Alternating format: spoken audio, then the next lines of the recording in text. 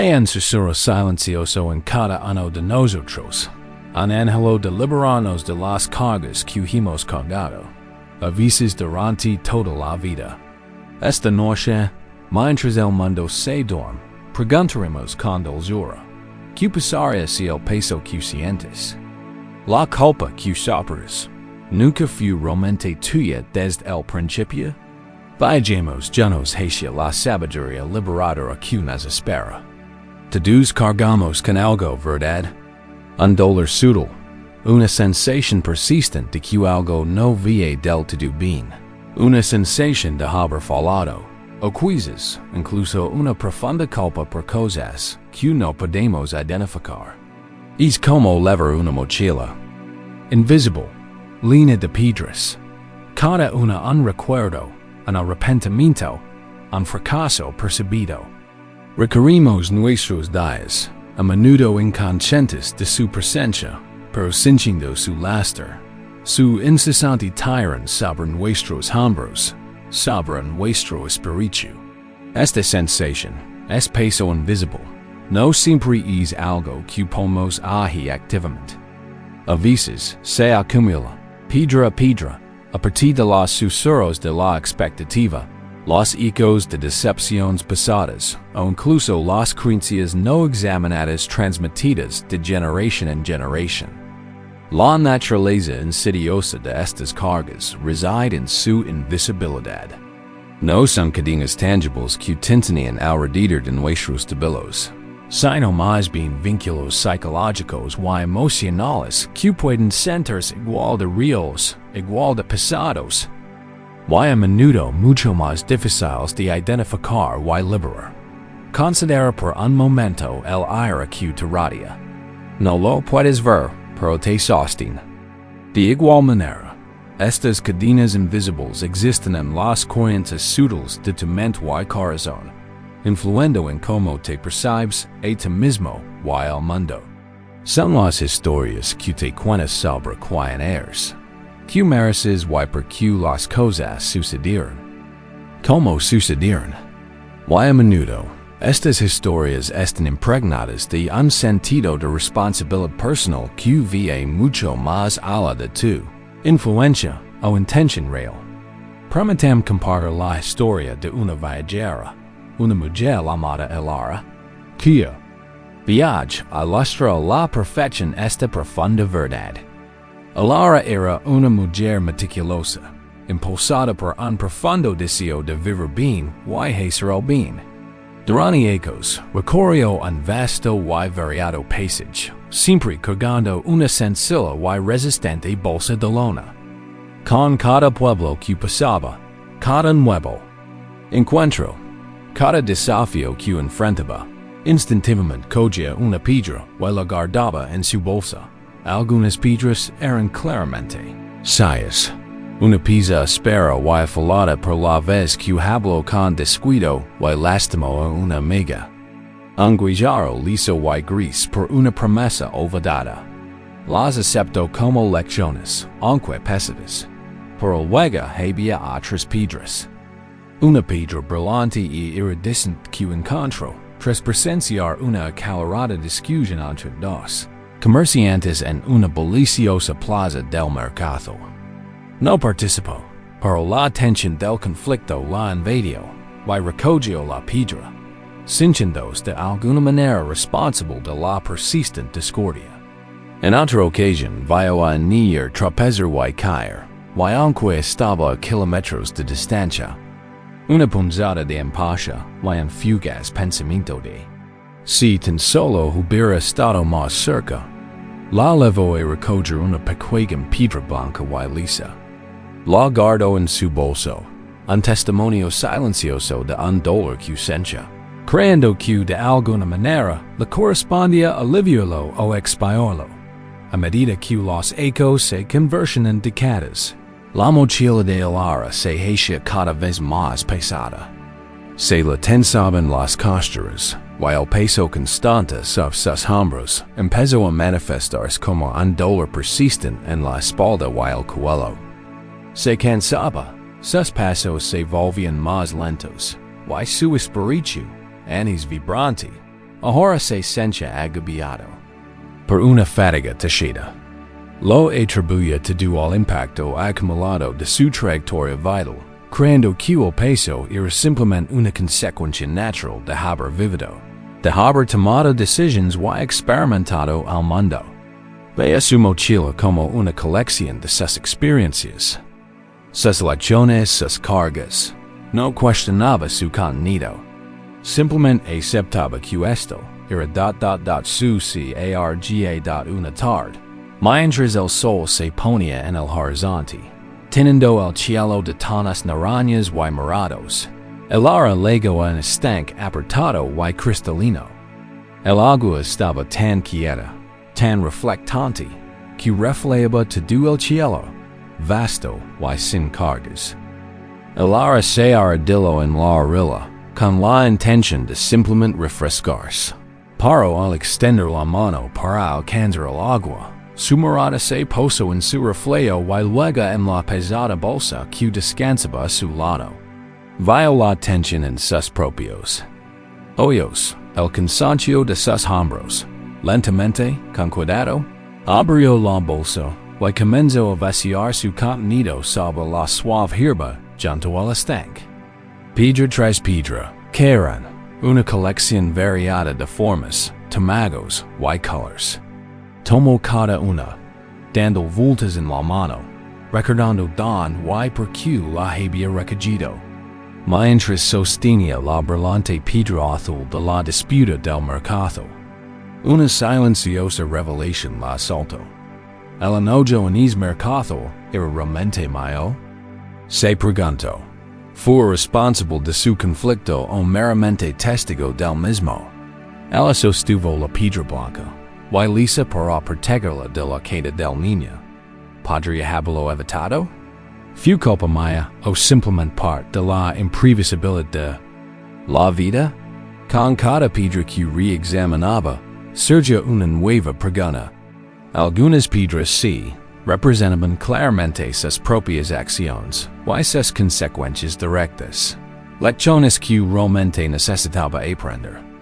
Pero muchas, ahora veía con asombrosa claridad, eran simplemente cargas que tenía, recogido no por fueron ensayos, sino porque había interpretado los acontecimientos externos desde la perspectiva de la responsabilidad personal, la compasión o incluso la culpa inconsciente. Había recopilado las decepciones no expresadas de otros, las ansiedades del mundo, las grandes expectativas depositadas en ella por amigos y familiares bien intencionados pero desacertados. Había asumido el residuo emocional de situaciones que simplemente había observado, absorbiendo el dolor ajeno no abordado como si fuera suyo. Esta es la enseñanza profunda que estamos explorando. Menudo, levamos cargas que no son inherentemente nuestras. El tema emocional aquí es el sufrimiento silencioso causado por esta asunción inconsciente de responsabilidad. El arrastre implacable de estas cadenas invisibles. Estas cadenas no son de giro furiado. Se tejen a partir de la mala interpretación, de la falta de conciencia de lo que es nuestro, y de lo que pertenece al vasto y interconectado tapes de la vida que nos rodea. No son restricciones externas, sino suposiciones internas, hilos invisibles que nos atan a defectos percibidos, que no son realmente nuestros, os.piensa. Por un momento, en alguna ocasión, en la que sentiste una punzada de culpa o una sensación de incompetencia, puedes identificar el origen exacto de ese sentimiento. ¿Fue algo completamente, absolutamente, 100% tuyo? Hizo. ¿Fue resultado directo de tu intención y acción? ¿O hubo una expectativa tachida, un juicio sutil de otro, una experiencia pasada que influyó en tu percepción? Quizzes internalist el esters de tus padres, o la decepción de un amigo, creyendo que te viste algo que ver con su malestar. Estos son los momentos en los que podríamos haber recogido una piedra invisible. Accedido a eslaban a una cadena invisible, creando cura nuestra responsabilidad. La cadena de la comparación, la cadena de las expectativas, la cadena de los patrones familiares heredados, la cadena de los deberes social. Todo esto a menudo se une sin que nos dimos cuenta. Esto no significa que nunca cometemos errores en que nuestras acciones no tengan consecuencias. Más bien, es una invitación a una indagación más profunda. Discerno que es realmente nuestra responsabilidad, o que hemos aprendido erróneamente del mundo que nos rodea. Se trata de reconocer el sutil arte de internalizar, de absorber, de creer que, si algo parece estar mal, debe ser culpa nuestra. Es como una esponja en un cubo de agua turbia. La esponja absorbe el lodo, pero no es inherente a ella. La naturaleza de la esponja es absorber, y en la vida, nuestros tiernos corazones a menudo absorben el lodo energético y emocional que nos rodea. El camino para liberar estas cadenas invisibles comienza con esta observación amable, esta indagación silenciosa. Así como el aire se detuvo junto al estanque, nosotros también podemos detenernos y examinar el contenido de nuestra propia bolsa invisible. No necesitamos desecar nada todavía, en quiero comprenderlo todo por completo. El primer paso es simplemente observar. Reconocer el peso, sentir su presencia y comenzar a preguntarnos, ¿es esto realmente mío? Oh, en mi sincero deseo de vivir la vida, de ser una buena persona, de pertenecer, simplemente he encontrado algo en el camino que no estaba destinado a mi viaje. Mientras te recuestas aquí, escuchando, permite que tu atención se centre en cualquier zona de tu cuerpo donde puedas sentir tensión, una sutil constricción, una sensación de opresión.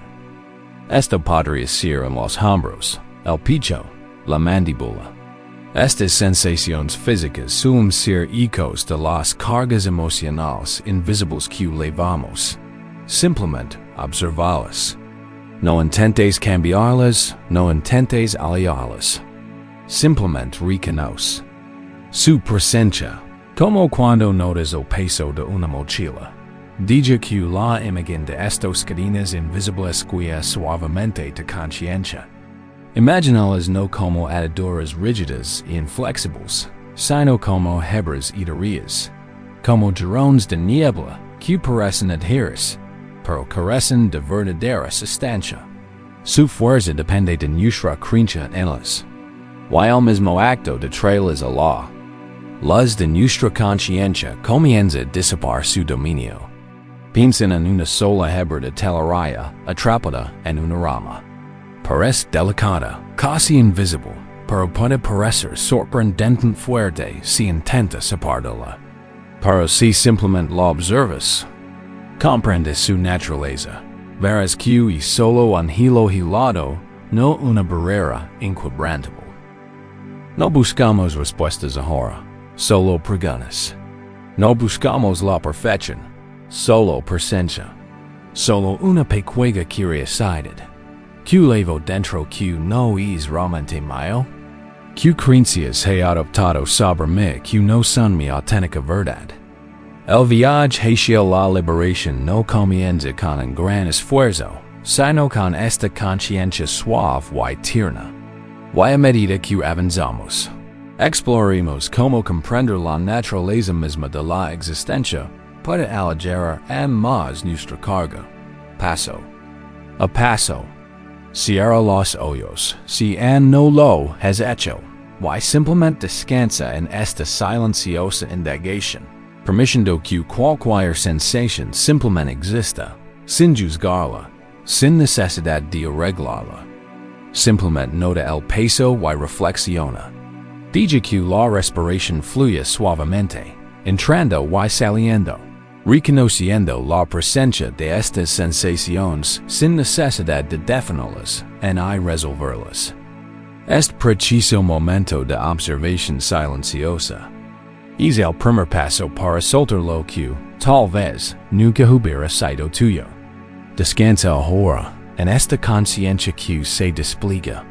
Todos levamos recuerdos de momentos que desearíamos borrar. Quizás si una acción lamentable, una palabra dura o un camino que no tomamos. Estos momentos pueden aferrarse en nosotros, como marcas indelebles en el lienzo de nuestras vidas, definiéndonos, incluso atormentándonos. Creemos que estas marcas son permanentes, grabadas profundamente en nuestro ser, impidiéndonos superarlas. Por completo, sentirnos verdaderamente limpios de nuevo. Esta sensación de estar irrevocablemente marcado puede llevar a una desesperación silenciosa, a una sensación de que la verdadera libertad o la inocencia renovada están para siempre fuera de nuestro alcance. Pero, ¿y si la naturaleza misma de la existencia susurra una verdad diferente? ¿Y si el universo mismo es un constante y amable maestro de liberación? Consideramos la verdad más fundamental de nuestra realidad, una verdad que el budismo ilumina con profunda claridad. Impermanencia. Única todo cambia. Desde el átomo más pequeño hasta la galaxia más grandiosa, desde un pensamiento fugaz hasta una montaña imponente, nada permanece estático. Las estaciones cambian, los ríos fluyen, las nubes se desplazan por el cielo, transformándose. Sin cesar. Y como todo lo demás, nuestras experiencias, nuestros errores, incluso nuestras penas más profundas y las faltas percibidas, también están sujetas a esta ley universal del cambio. No son monumentos fijos y sólidos en el tiempo, sino fenómenos transitorios que surgen y desaparecen. Imagine una gota de tinta cayendo en un lago vasto y cristalino. Por un instante, la tinta se concentra, una mancha oscura. Pero observe-lo. Que sucede después? El agua, en su movimiento incesante y suave, comienza a diluir y dispersar la tinta. La mancha oscura se extiende, se suaviza, se desvanece. Quizás no desaparezca por completo, pero ya no es una mancha concentrada. Se integra a la masa de agua.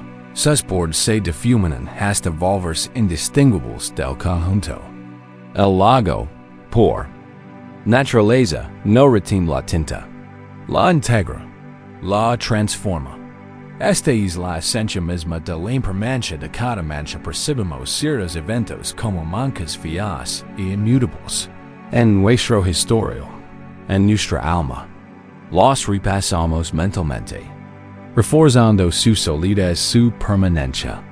Pero, la sabiduría de la impermanencia nos invita a verlos de otra manera.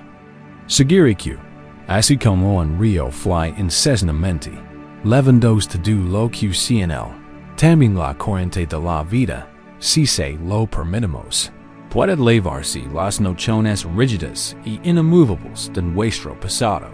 Hay una historia zen muy conocida, la parábola del camino fangoso, que habla directamente de esto. Cuenta la historia de dos monjes, Tanzan y Aikido, que viajaban juntos por un camino embarrado. Había llovido a cantaros. Al doblar una curva, vieron a una hermosa joven intentando cruzar la calle. Pero el barro era profundo y ancho, y ella vestía un kimono de seda, claramente incapaz de cruzar sin arruinarlo. Sin dudarlo un instante, Tanzan, el monje mayor, levantó a la mujer en brazos y la llevó a través del lodo, dejándola suavemente al otro lado. Luego continuó su camino. Aikido, el monje más joven, estaba asombrado. Se suponía que los monjes no debían tocar a las mujeres, especialmente a las jóvenes y hermosas. Siguió caminando, silencioso y perturbado, incapaz de quitarse de la cabeza la imagen, calmamente línea de pensamientos sobre lo inapropiada que había sido la acción de pasar en las horas. Continuaron su viaje, el silencio entre ellos. Se hacía más denso que el lodo que habían dejado atrás. Finalmente, al acercarse a su destino, Aikido no pudo contenerse. Tanzan exclamó, ¿Cómo puedes hacer eso? Los monjes no debemos tocar a las mujeres. Va contra nuestros votos. ¿Cómo puedes levar a esa chica? Tanzan lo miró con una suave sonrisa en los labios. Dejó la niña ahí atrás. Dio en voz baja, junto al camino embarrado. ¿En la levas? Esta parábola ilumina la enseñanza. Central. Aferrarse a los acontecimientos o a las interpretaciones rígidas de esos acontecimientos impide nuestro propio crecimiento.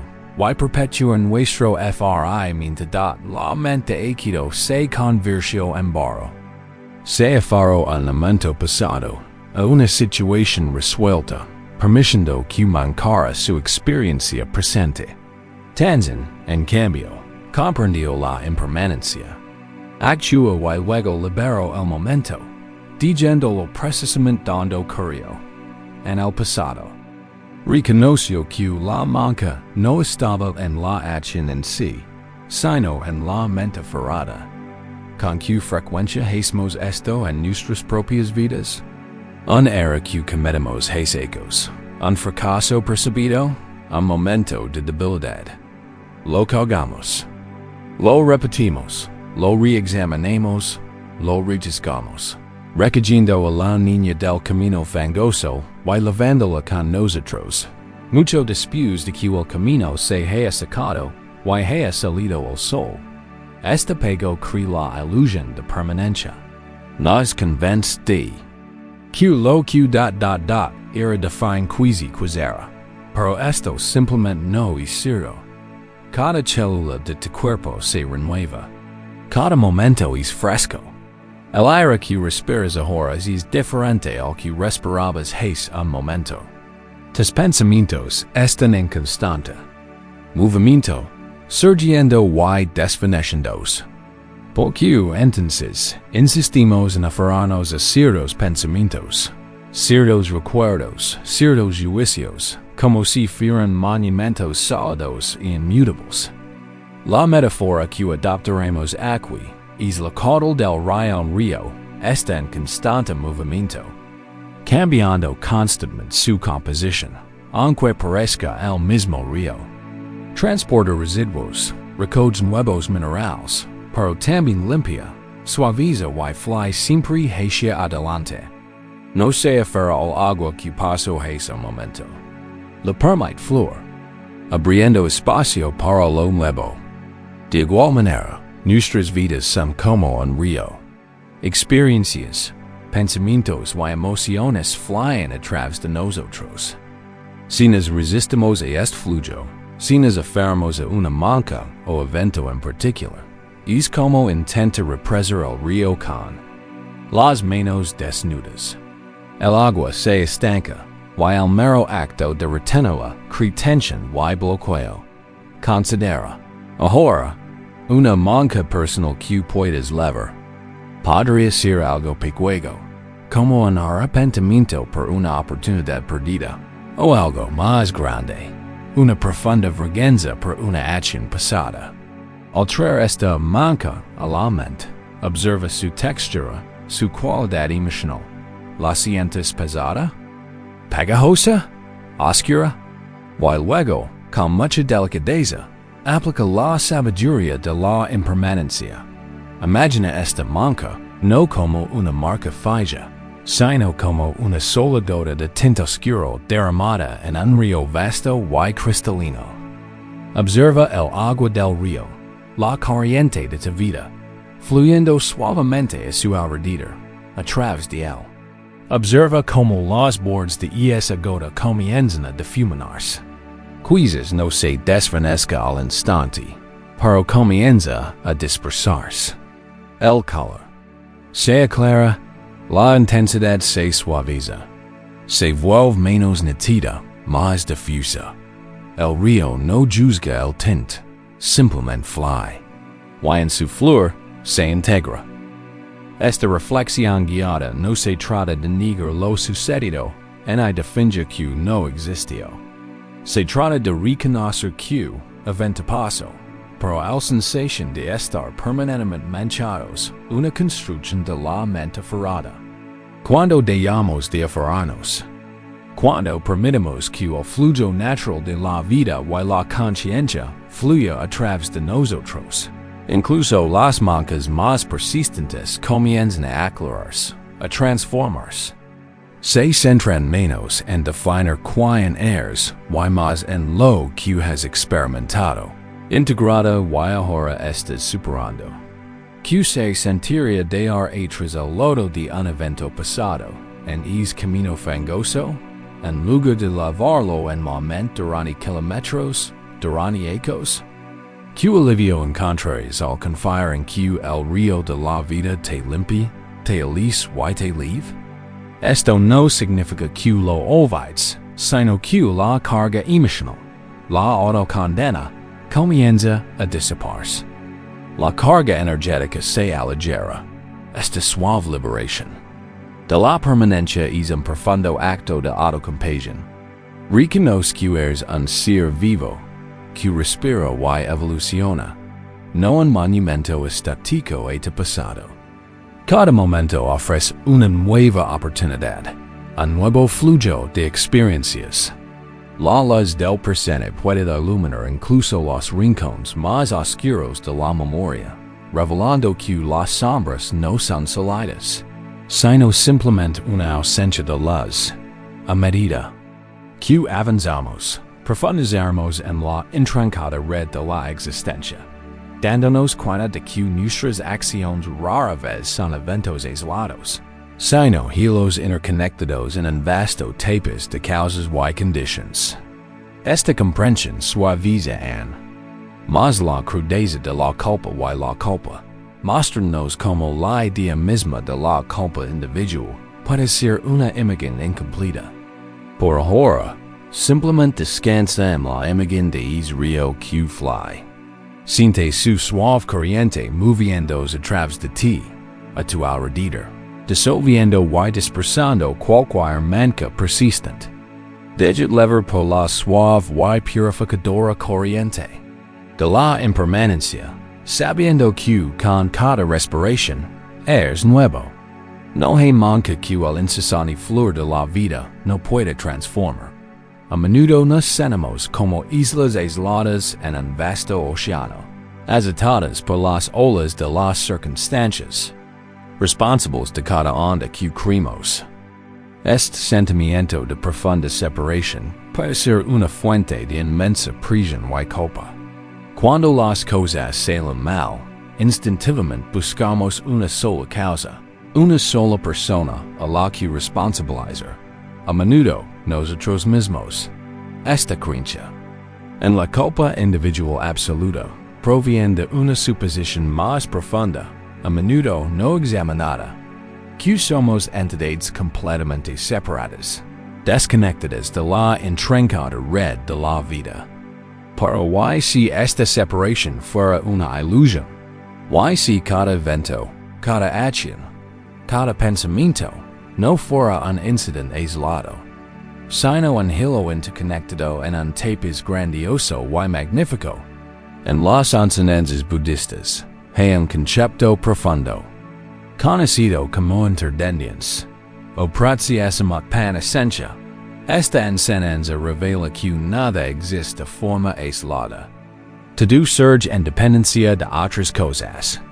Una flor florece gracias a la semilla, la tierra, el agua, la luz solar, el aire, la ausencia de heladas, la acción de los polinizadores y innumerables otras conditions. Si alguna de estas conditions faltara, la flor no existiría. La flor en sí misma no está separada de estas conditions. Es la unión de ELLO está en UESTRS vidas, nuestras experiencias, incluso en nuestros supuestos defectos o errores no son diferentes. No surgen de la nada, atribuibles únicamente a nuestra voluntad individual o a la falta de ella. Son el resultado de una intrincada confluencia de causas y conditions. Nuestra crianza, nuestras predisposiciones genéticas, el contexto histórico, las normas sociales, las acciones de los demás, el clima, la economía, la fase luna, incluso la calidad del sueño de la noche anterior. Cuando simplificamos un evento complejo a una sola causa o a la culpa de una sola persona, a menudo operamos bajo la poderosa, aunque en última instancia limitante, ilusión de separación. Consideramos la metáfora de la red de Indra esta antigua. Imagen budista describe una red cósmica que se extiende infinitamente en todas direcciones. En cada intersección de esta red cuelga una joya resplandeciente. Y cada joya, en su superficie pulida, refleja a la perfección a todas las demás. Si observas detenidamente una joya, ves el reflejo de todas las demás, y dentro de cada uno de esos reflejos, ves los reflejos de todas las demás, hasta el infinito. Que nos enseña esta profunda imagen sobre la culpa y la culpa. Nos muestra que, en este universo interconectado, ninguna joya existe de forma independiente. Ninguna joya es la única responsable de su brillo, y no puede ser considerada la única responsable de una imperfección percibida. Su existencia, su propia apariencia, es un reflejo de todas las demás joyas y depende de ellas. Si una joya se mueve, el reflejo de las demás cambia. Si una joya brilla con más intensidad, su resplandor se refleja en toda la red. La enseñanza central aquí es que la culpa a menudo surge de una comprensión incompleta de la realidad. Cuando atribuimos la culpa, sobre todo la absoluta, solemos intentar hallar una sola causa de un vasto sistema dinámico.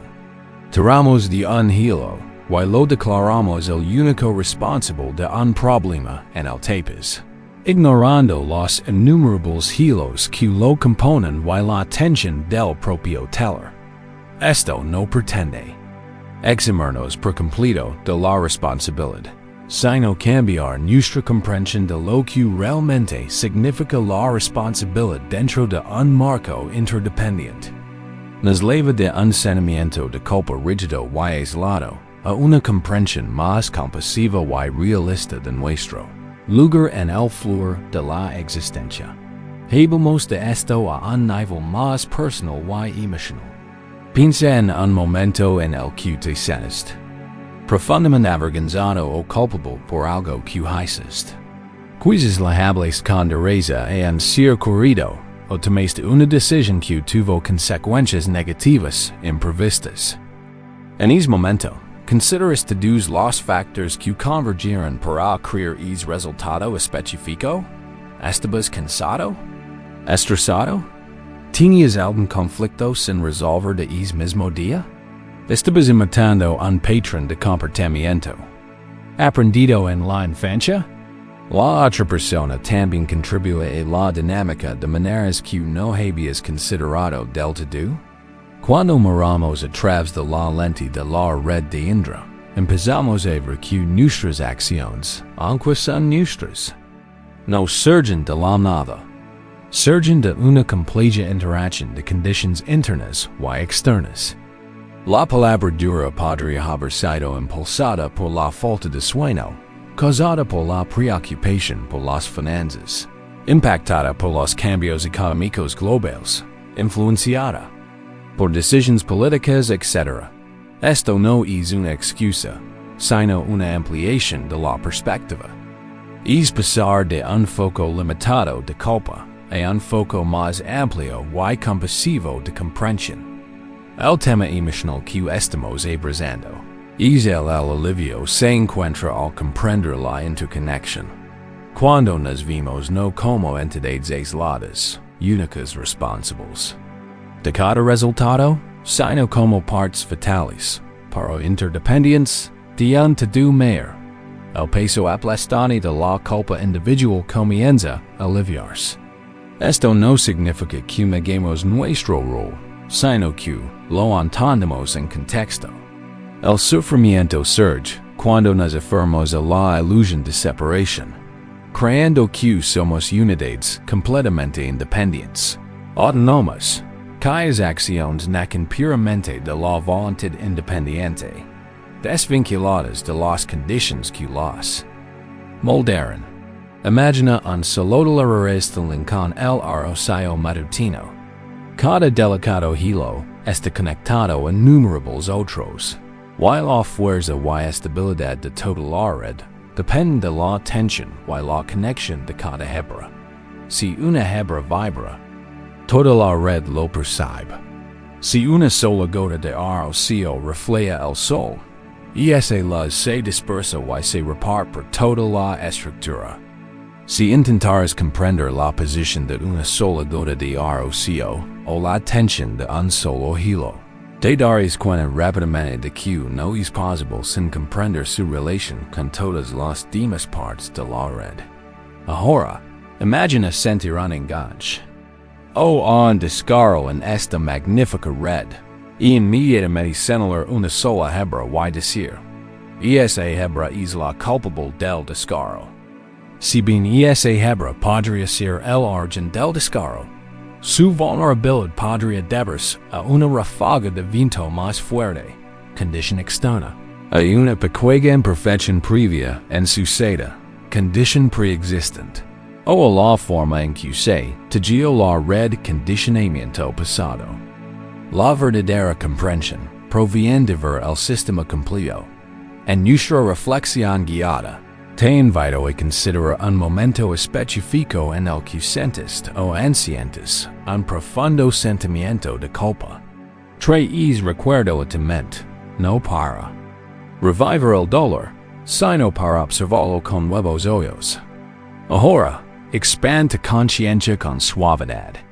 ¿Cuáles eran las circunstancias de ese momento? ¿Qué estaba sucediendo en tu vida justo antes? ¿Qué presiones sufrías? ¿Cuáles eran las circunstancias de las otras personas involucradas? ¿Cuál era tu estado físico? ¿Tu estado emocional? ¿Tu nivel de conocimiento o madurez en ese momento? Por ejemplo, si te arrepientes de una palabra dura, piensa, ¿te sentiste ignorado? ¿Estabas estresado por el trabajo? ¿El tono de voz de otra persona revivió una vieja herida? ¿Simplemente estabas exhausto? Ninguno de estos factores borra tus palabras para pintar una imagen mucho más rica y compasiva de la situación. Condition espejo el que surgirán y esas palabras. No se trata de justificación. Se trata de contexto. Cuando entendemos la interdependencia, nuestra capacidad para compasión expande, no solo para los demás, sino profundamente para nosotros mismos. Empezamos a ver que incluso nuestros errores surgirán de una completa red de condiciones, muchas de las cuales escapaban a nuestro control consciente en ese momento. Esta perspectiva nos permite salir de la prisión aislada de la autoculpa y adentrarnos en el vasto y abierto espacio de la comprensión. Es la comprensión de que la falta que percibimos rara vez o nunca es un acto solitario e incondicionado, de pura malicia o maldad inherente. A menudo es un efecto dominó de innumerables ondas privadas dot la belleza de la enseñanza de la interdependencia reside en que no niega la responsabilidad personal, sino que la replantea. En lugar de una pesada carga de culpa individual, la responsabilidad se convierte en la conciencia de nuestro impacto en la red. Si cada joya refleja a los demás, entonces cuidar nuestra propia joya, atender nuestras propias acciones y intenciones, en realidad beneficia a toda la red. Esta comprensión es motiva no por el miedo al castigo o la culpa, sino por el deseo inherente de contribuir al bienestar, y la armonía de todo el sistema interconectado. ¿Qué pasa si la culpa que cargas? Yesi, por ti mismo o por los demás, es simplemente una historia incompleta. ¿Qué pasa si, al ampliar la perspectiva, y observar la multitud de condiciones que convergieron para crear ese momento específico, las aristas de la culpa comienzan a suavizarse? Esto no significa ocultar las cosas bajo la alfombra. Significa brindar una conciencia amplia y compasiva a la totalidad de lo sucedido. Permitir la imagen de estar brillante y interconectada para asentarse en tu mente. Imagine como una joya hermosa y única dentro de ella. Siente las sutiles conexiones con todo lo que te rodea, con los momentos pasados que te formaron, con las personas que te influyeron, con el aire que respiras y el suelo bajo tus pies.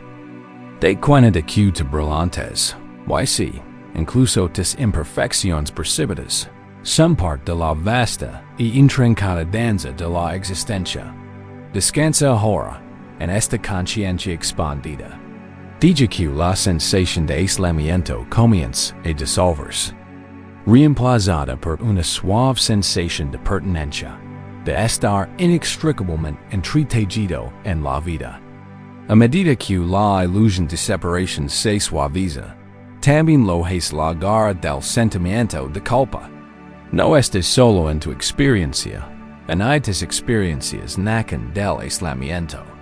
Todo surge de la dependencia, todo está conectado. Siente el alivio que proviene de esta profunda comprensión, sabiendo que con cada respiración, eres parte de todo, y todo es parte de ti. Esta intrincada danza de conexión disuelve las rígidas líneas de culpa, guiándonos suavemente hacia una aceptación que se desarrolla. Tras explorar el intrincado entramado de la interconexión, al comprender que ningún evento en acción existe de forma aislada, llegamos a una profunda verdad. Si todo surge de una confluencia de condiciones, si la idea de la culpa individual absoluta es una ilusión de separación, entonces, el juicio severo que solemos dirigirnos a nosotros mismos.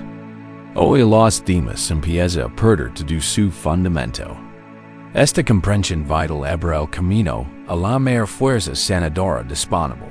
Compasión a menudo. Creemos que debemos ganarnos el perdón, o que el amor propio es solo para quienes han alcanzado un estado ideal de perfección. Que debe merecerse mediante esfuerzos monumentales o la ausencia de tropiezos.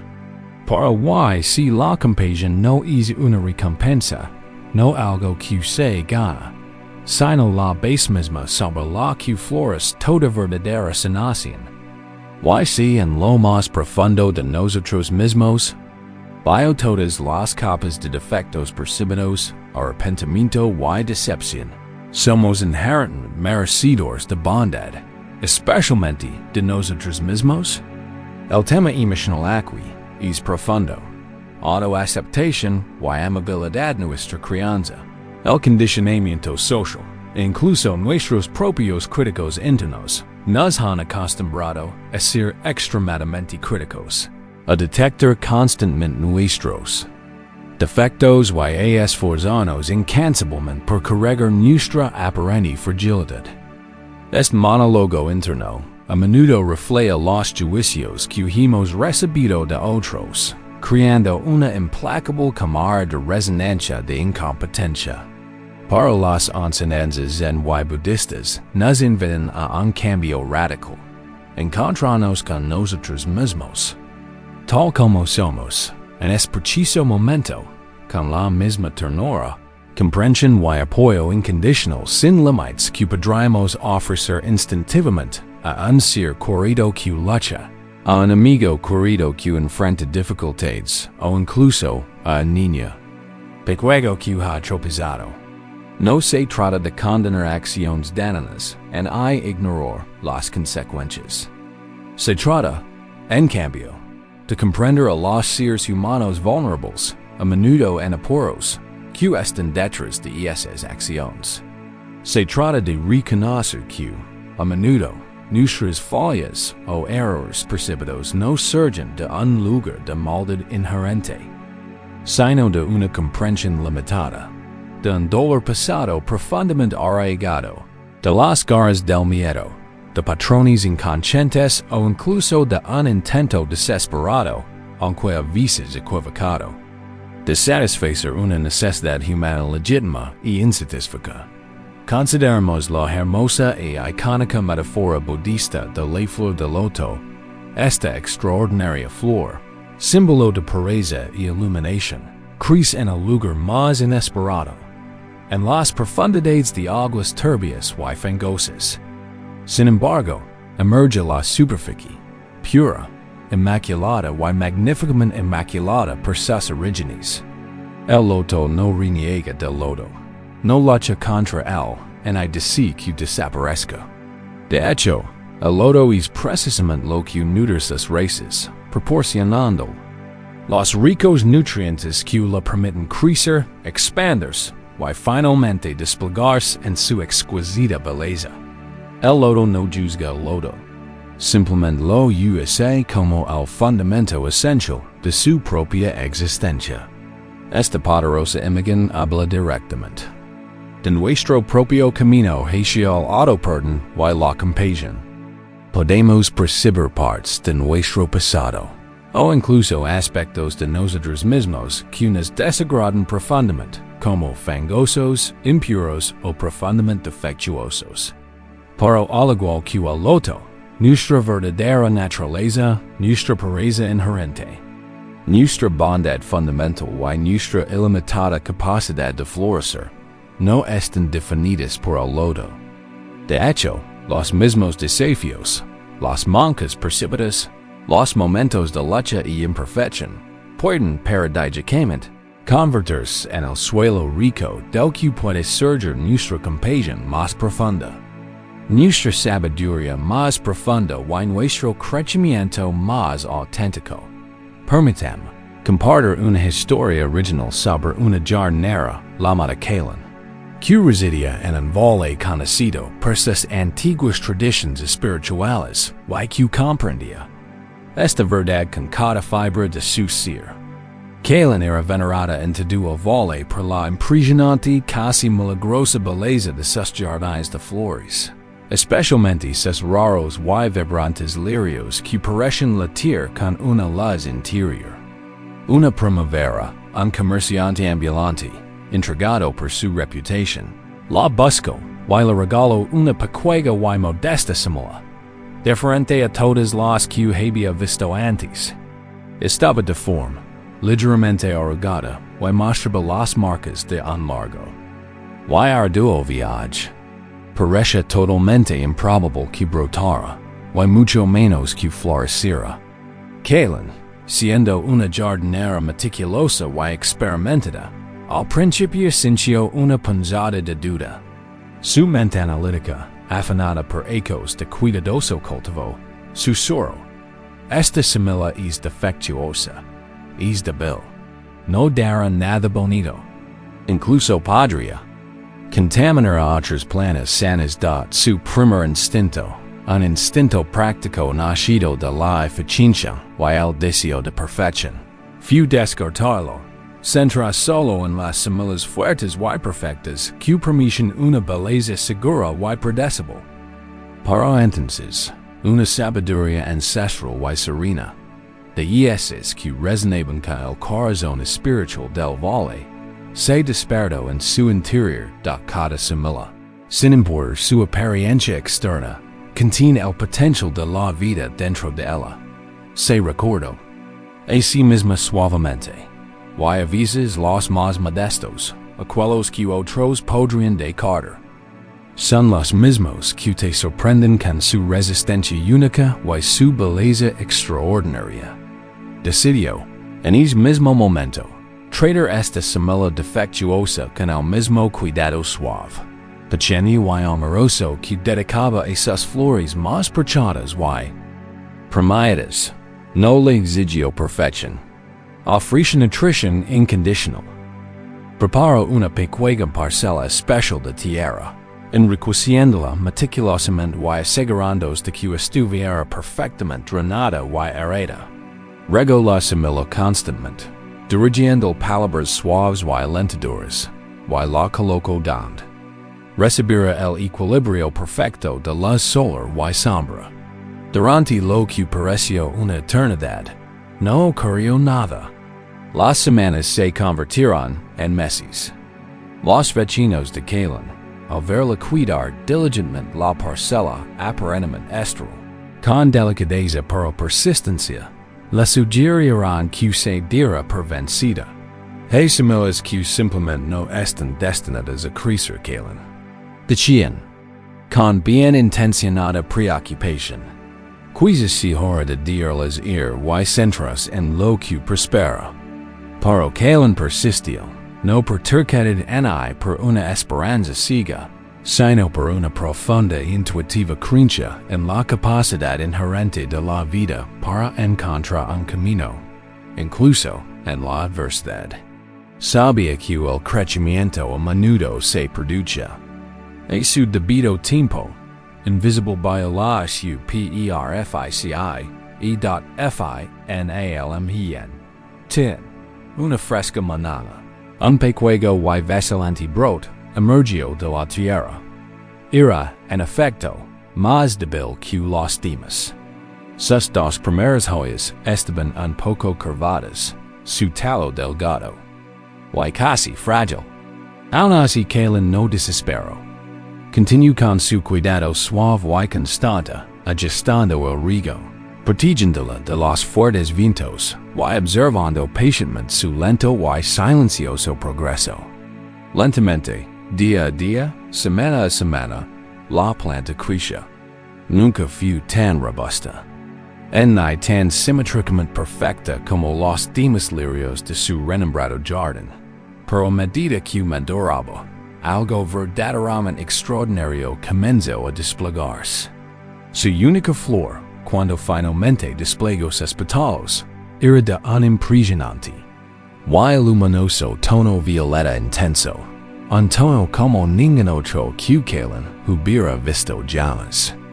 Y en su centro, donde otros lirios tenían una queda perfecta y aterciopelada, tenía una curvatura única y sutil, una suave, casi imperceptible curva en un pétalo, que lo hacía distintivo, cautivador y, paradisíacamente, en más hermoso precisamente por su inesperada forma orgánica.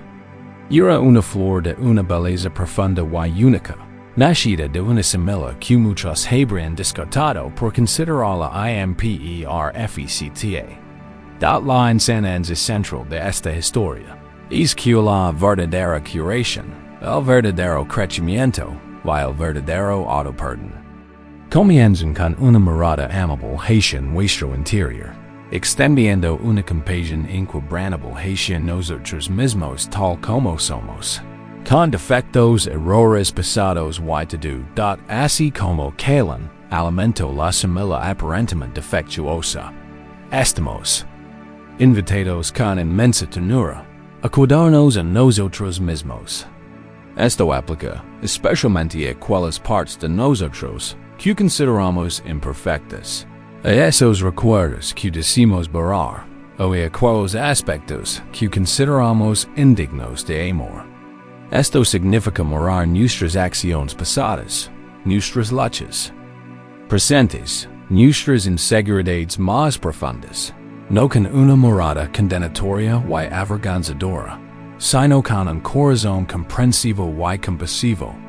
Se trata de reconocer que debajo de cada mecanismo de defensa, de cada acción lamentable, de cada miedo no expresado, de cada paso en falso, se esconde un ser humano vulnerable que, en ese momento, estaba haciendo todo lo posible, navegando en un mundo complejo con las herramientas La conciencia o la capacidad emocional limitadas que tiene en es preciso momento dat la autocompasión no es una debilidad.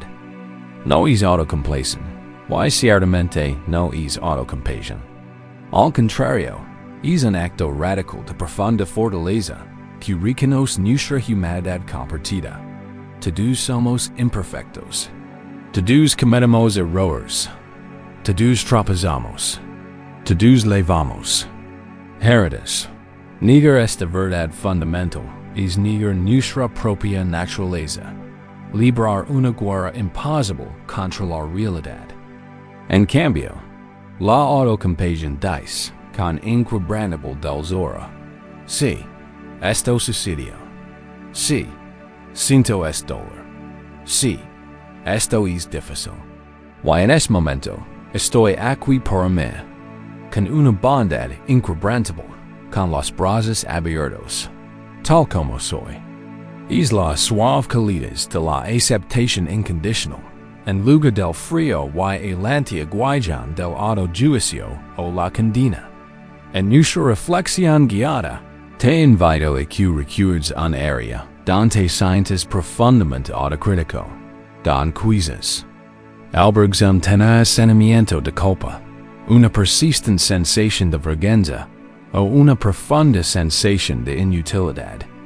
No te fuerces a sentir nada específico. No intentes analizarlo ni resolverlo. Simplemente reconoce su presencia. Quizás si una imperfección física que te obsesiona, un rasgo de carácter que te desagrada profundamente o una creencia profundamente arraigada sobre ti que proviene de un evento pasado que no puedes perdonar. Ahora, imagina que sostienes con delicadeza este puesto defecto, esta manca o este doloroso recuerdo en tus manos, no como algo que debas decader o arreglar de inmediato, sino como esa simila de forma y modesta que Kalen recibió. En lugar de juzgar, en lugar de una crítica interna dura, infundir la energía suave y nutritiva visualiza una luz suave, cálida y luminosa que emana de lo más profundo de tu corazón, fluyendo suavemente por tus brazos, while pagando esta semilla de imperfección percibida en tus manos abiertas. Al respirar, dirige conscientemente este calor hacia ella. Susurra en silencio o en voz alta palabras de profunda bondad y aceptación. Q. Puede ser amable conmigo mismo. Q puede aceptar tal como soy en este momento. Q puede liberarme del sufrimiento del autojuicio. Siente como la calidez, la ternura y la aceptación comienzan a extenderse por el cuerpo, suavizando cualquier tensión que puedes estar conteniendo. Este es el lodo desplegando dentro de ti, pétalo a pétalo. No se trata de volverse perfecto, de repente ni de borrar tu pasado. Se trata de reconocer la perfección inherente, el valor intrínseco y el potencial ilimitado de belleza que ya existe dentro de ti, incluso dentro o quizás debido al barro percibido de tus experiencias.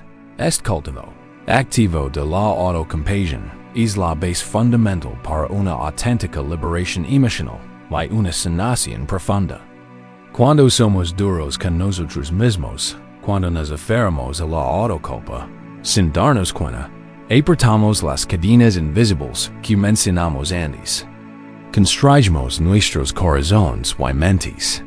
Pero cuando somos verdaderamente amables con nosotros mismos, cuando nos ofrecemos la misma comprensión incondicional que le daríamos a un amigo querido, comenzamos a soltar esas cadenas sin esfuerzo. Esta amabilidad crea un espacio interior seguro y enriquecedor para que se produzca la auténtica sanación. Nos permite reconocer nuestro dolor sin dejarnos consumir por él, aprender de nuestro pasado sin que nos defina y nos encadene irrevocablemente. Q. Cambia dentro de ti, aunque sea sutilmente, cuando afrontas tus propias imperfecciones percibidas con ternura en lugar de dureza.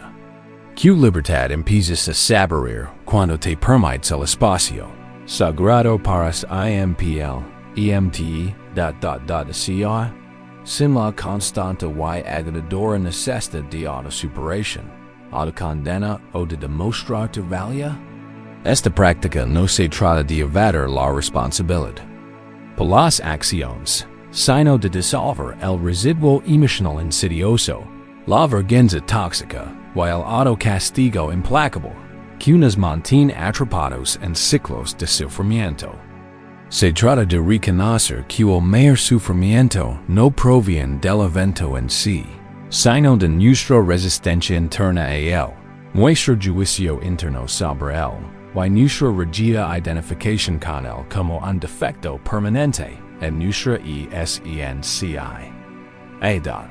Así, como el lodo depende del barro para su crecimiento y vitalidad, nuestras experiencias pasadas, incluso las más dolorosas o lamentables, pueden convertirse en el combustible de nuestra compasión más profunda, nuestra sabiduría más profunda y nuestra liberación más auténtica. Nos enseñan humildad, resiliencia y una comprensión más profunda y matizada de las complejidades de la condición humana. Cuando aprendemos, de verdad aprendemos, a tratarnos con una bondad profunda e inquebrantable, extendemos esa misma bondad de forma natural y orgánica, transformando nuestras relaciones con los demás y con el mundo que nos rodea.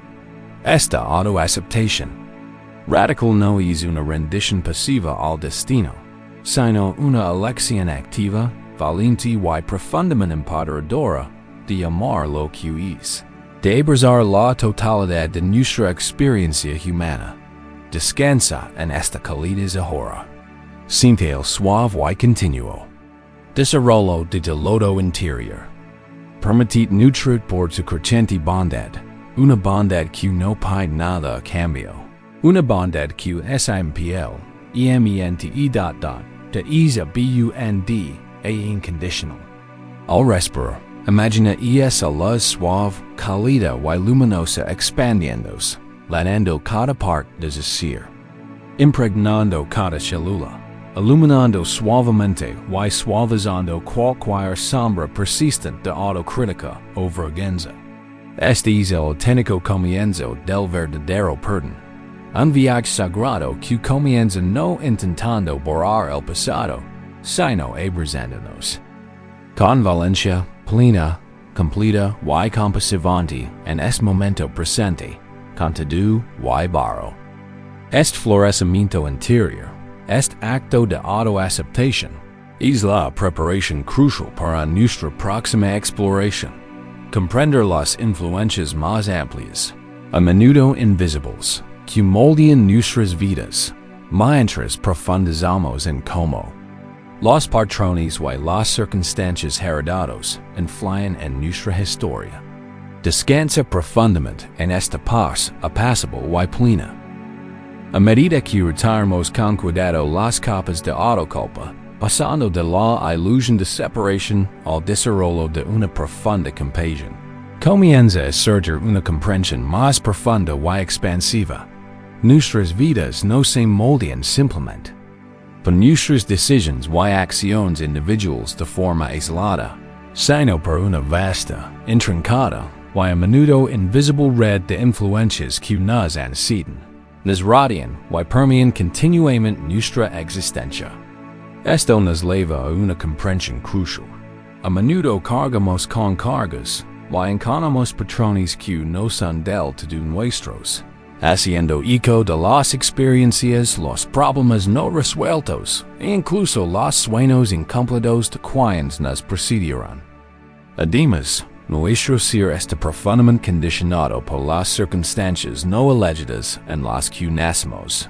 El tiempo, el lugar, la cultura y las dinámicas familiares específicas que formaron nuestra cosmovisión fundacional.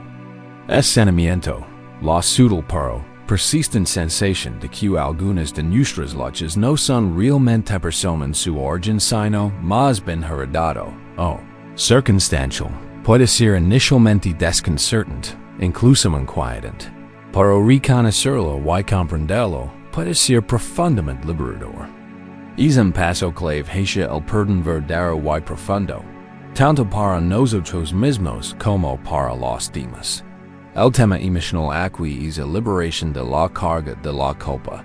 O patrones heredacia, hemos hablado de cómo, en nuestro sincero deseo de comer, vivir la vida y ser buenos, sin darnos cuenta recogimos piedras invisibles de nuestro entorno inmediato. Malas interpretaciones. Asumo la responsabilidad por los sentimientos de los demás o presión social. Ahora, ampliemos esa comprensión. Imaginemos esas piedras, no solo recogidas por nosotros, sino por nuestros padres, abuelos y sus antepasados, acumulándose a lo largo de generaciones, no solo en bolsas físicas, sino entretejidas en la estructura misma de nuestro paisaje emocional, psicológico e incluso biológico. Estos patrones ancestrales, el condicionamiento de sociedades y pocas específicas, y las huellas indelebles de las circunstancias de la infancia, impactan profundamente en quienes nos convertimos, cómo percibimos el mundo, y cómo reaccionamos instintivamente ante él. Estas influencias no son nuestra culpa en ningún sentido personal, pero sin duda moldean nuestro camino, a menudo creando predisposiciones, vulnerabilidades y fortalezas que heredamos como parte de nuestro legado humano. Muchas tradiciones espirituales antiguas, desde las prácticas chamánicas hasta la sabiduría indígena, han comprendido desde hace tiempo el concepto de influencia ancestral, reconociendo que los traumas no resueltos, los triunfos y las huellas energéticas de nuestro lineage pueden transmitirse a través del tiempo. Más recientemente, la psicología moderna, en particular campos como la epigenética, la investigación del trauma intergeneracional y la teoría de sistemas familiares, está proporcionando validación científica sobre cómo se transmiten estos patrones, no solo a través del comportamiento aprendido, sino potencialmente incluso a nivel celular, influyendo en nuestras respuestas a estos, nuestra regulación emocional y nuestras percepciones de seguridad y amenaza. Nacemos en familias, culturas y momentos históricos específicos que nos imbuyen de creencias, miedos, mecanismos de afrontamiento, estilos de comunicación y formas fundamentales de estar en el mundo particulares, a menudo sin nuestra conciencia en hay consentimiento explícito. Estos aspectos heredados no son cargas que elegimos activamente, sino fuerzas innegablemente poderosas que contribuyen a los desafíos y oportunidades que enfrentamos en nuestras vidas. Consideramos la profunda metáfora de raíces antiguas imagine. Un árbol magnífico y antiguo, erguido y orgulloso, con sus ramas extendiéndose hacia el cielo y sus hojas danzando al viento. Desde arriba, solo ve el árbol visible. Sin embargo, su existencia misma, su fuerza incomparable, su forma única, la calidad y abundancia de sus frutos, y su resistencia a las tormentas, están profundamente influenciadas. De hecho, dependen, por completo, de su sistema radicular profundo, intrincado y en gran parte invisible. Estas raíces se extienden a lo largo y ancho, anclando el árbol y extrayendo nutrientes vitales del suelo, pero también contienen la historia completa del suelo, su riqueza y nutrientes inherentes, su precisa composición mineral, pero también cualquier periodo pasado de sequía severa, cualquier inundación antigua, cualquier toxina ambiental, cualquier perturbación o trauma que haya ocurrido en la tierra mucho antes de que el árbol comenzara su viaje, desde una pequeña semilla hasta su majestuosa altura actual. así como un árbol está inextricablemente ligado a sus raíces, extrayendo de ellas su esencia vital. Nosotros también estamos conectados en nuestro lineage ancestral, y a las circunstancias específicas que formaron nuestro entorno primigenio. No somos meras joyas individuals que revolotean independientemente. Somos partes integrales de un vasto bosque vivo, profundamente moldado por su historia colectiva, sus triunfos, sus heridas y su sabiduría perdurable. Permitam compartir una historia original sobre una joven artista llamada Lina, cuyo recorrido ilustra con belleza esta verdad a menudo pasada por alto. Lina provenía de una larga y distinguida familia de maestros alfareros, reconocidos en toda la región por sus exquisitas, intrincadas y delicadas piezas de cerámica.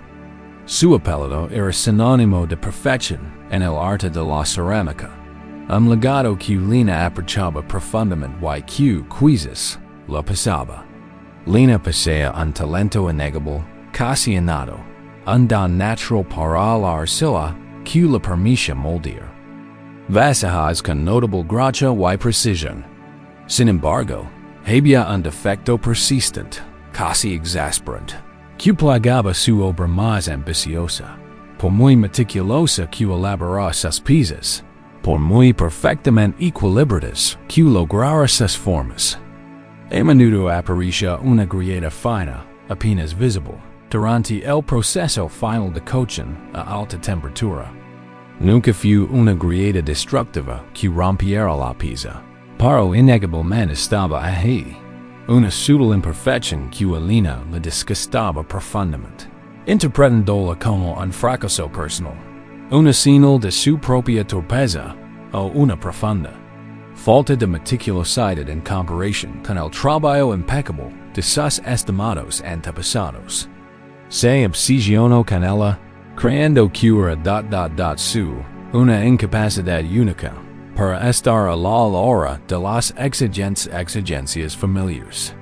Sentía una inmensa frustración, una profunda sensación de incompetencia, convencida de que estaba defraudando personalmente un legado familiar de perfección artística, venerado y de larga data.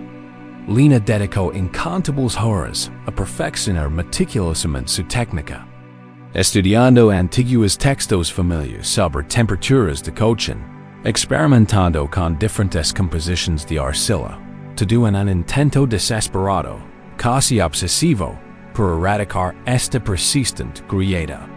Su autocrítica crecía con cada aparición de la pequeña fisura, y con ella una creciente sensación de vergüenza.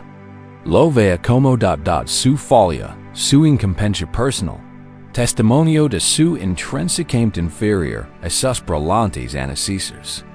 Descartaba piezas que, de otro modo, serían impresionantes, con el corazón apesadumbrado por la decepción. Una tarde tranquila, mientras investigaba una oscura colección de antiguos registros familiares, con la esperanza de descubrir una técnica perdida que pudiera resolver su problema, Lina se topó con algo verdaderamente extraordinario, una revelación que cambiaría su perspectiva para siempre. Encontró una serie de diarios detallados de un antepasado lejano, un alfarero legendario de muchas generaciones pasadas, que se había enfrentado a un desafío sorprendente similar. Este antepasado había vivido un periodo prolongado de grave sequía regional, una época en la que la arcilla local, la misma arcilla que usaba Lina, procedente del mismo lecho del río ancestral, se vio gravemente afectada. Debido a la extrema sequía, la arcilla se había impregnado de impurezas, minerales microscópicos, pequeñas bolsas casi invisibles que reaccionaban de forma impredecible bajo el intenso calor del horno. Estas impurezas, al no poder expandirse en encontrarse al mismo ritmo que la arcilla circundante, causaban pequeñas tensiones internas durante el proceso de cocción final. lo que inevitablemente provocaba las características guidas finas que eran comunes en toda cerámica de ese periodo histórico específico. Su antepasado, lejos de considerar defectos o fracasos personales, con el tiempo las había incorporado a un estilo artístico único. Reconociendo la naturaleza inmutable de la arcilla, este sabio antepasado había aprendido a celebrar estas sutiles guidas, transformándolas de imperfecciones percibidas en una firma única de los tiempos difíciles, un testimonio silencioso de resiliencia y adaptación. Esta profunda revelación conmovió profundamente a Lina, sacudiendo los cimientos de su autoculpa. El defecto contra el que había luchado tan intensamente durante años, el que había internalizado como su propia deficiencia y defecto personal, no era resultado de suder, peza, su falta de habilidad o su insuficiencia inherente. Era, en cambio, una característica heredada de la propia arcilla, transmitida de generación en generación, condicionada por circunstancias ambientales de antaño, tendencia porque la guiada estaba introducida en el material mismo, un legado de un contexto histórico y ecológico específico, no solo un defecto en su técnica. Si bien su habilidad y esfuerzo individual sin duda influirán en el resultado, la predisposición fundamental fue un legado. Cuando comprendió esto, toda su perspectiva cambió profundamente. Ya no veía las gritas como su una culpa personal, una insignia de vergüenza. En cambio, comenzó a verlos como ecos silenciosos de la historia. Una historia única incrustada en el mismo material con el que trabajaba, un testimonio de la resistencia de su familia, incluso en condiciones difíciles. En lugar de luchar contra ellos, comenzó a aprovecharlos, incluso integrándolos intencionalmente en sus deseos, transformando lo que había sido una fuente incesante de vergüenza y autocrítica en una firma artística poderosa y única. Un símbolo de resiliencia y belleza que se encuentra en la imperfección la enseñanza central de esta sección es que comprender la influencia generalizada de factores que escapan a nuestro control individual inmediato puede liberarnos profundamente de la carga aplastante de la culpa heredada y crcunstildad, así como el defecto. Lina estaba inextricablemente ligado a la profunda historia y las condiciones específicas de su tierra ancestral. Muchos de nuestros comportamientos, nuestras respuestas emocionales habituales, nuestros mecanismos de afrontamiento predeterminados, e incluso nuestras creencias más arraigadas, no son únicamente producto de nuestras decisiones conscientes individuales o de nuestras deficiencias personales.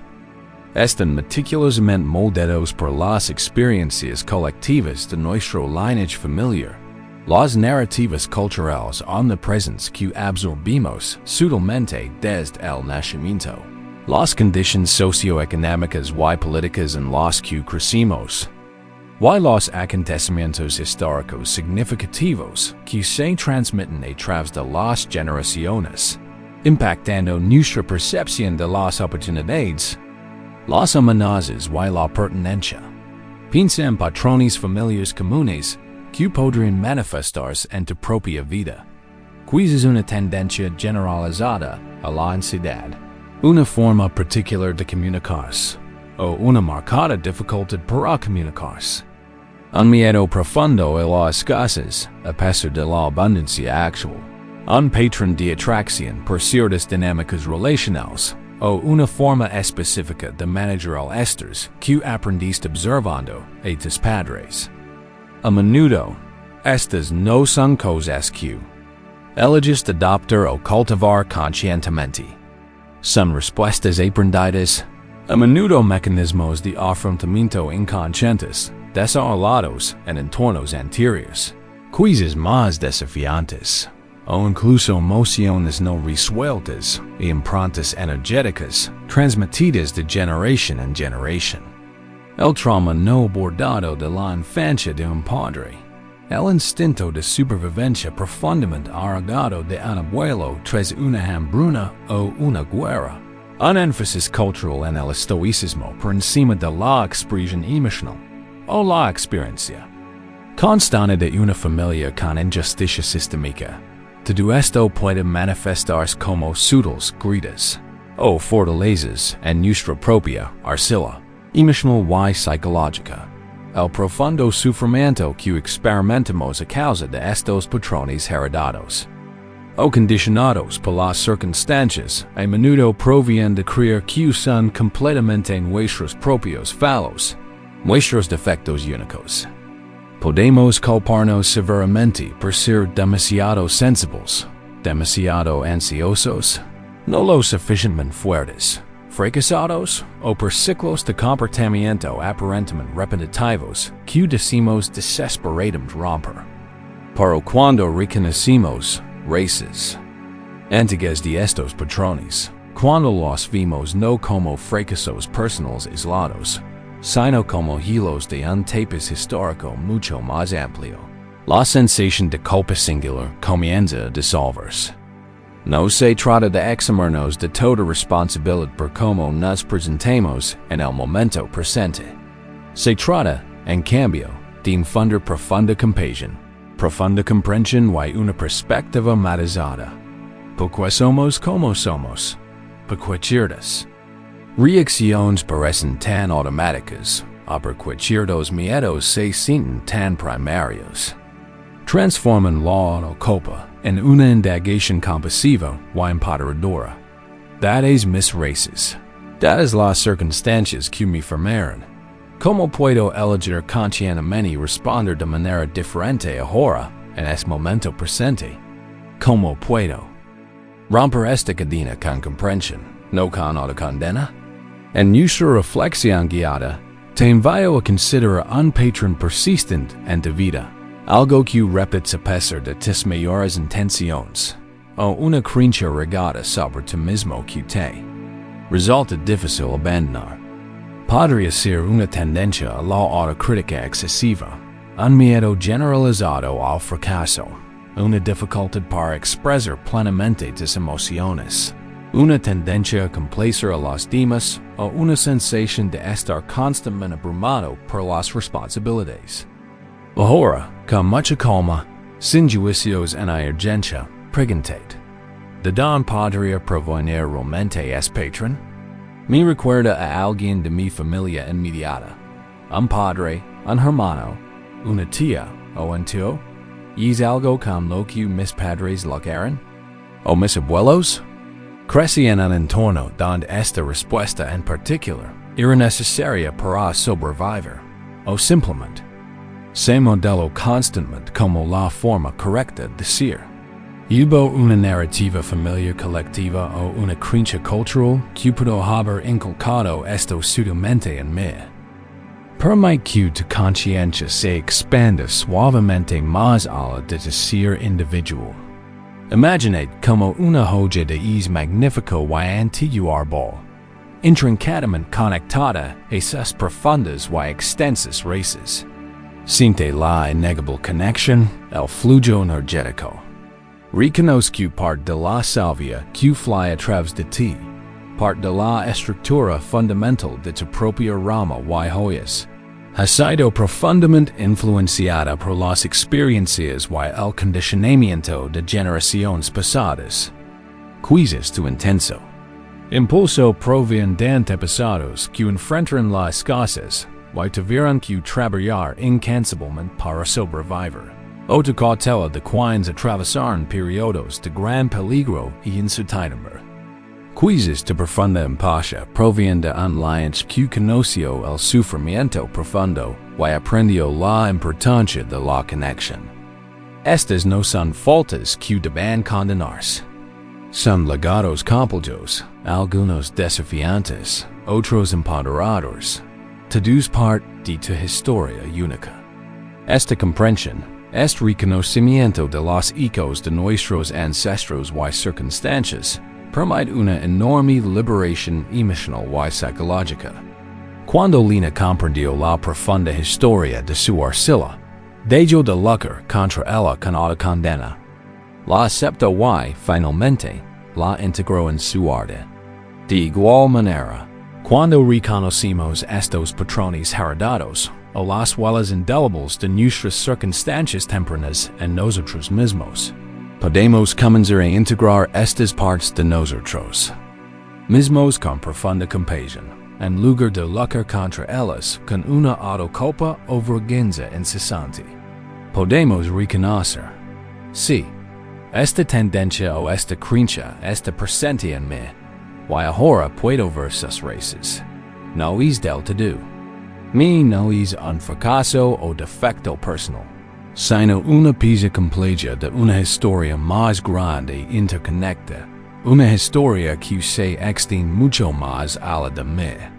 Este reconocimiento compasivo es el primer paso crucial para elegir conscientemente un camino diferente en el momento presente, no por autocondena o esfuerzo punitivo, sino por comprensión empoderada, aceptación y agencia amable.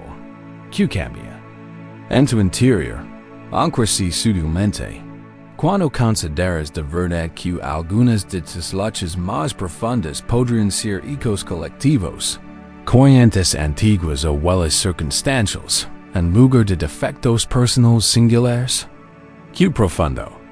Alivio podría ser al dar cuenta de que formas parte de un vasto y continuo, y que las cargas que llevas podrían ser antiguas, invitando a tu compasión y conciencia del presente a finalmente reconocerlas y, con gentileza, diolas. Otras, esta comprensión no disminuye tu trayectoria única en tu capacidad de crecimiento.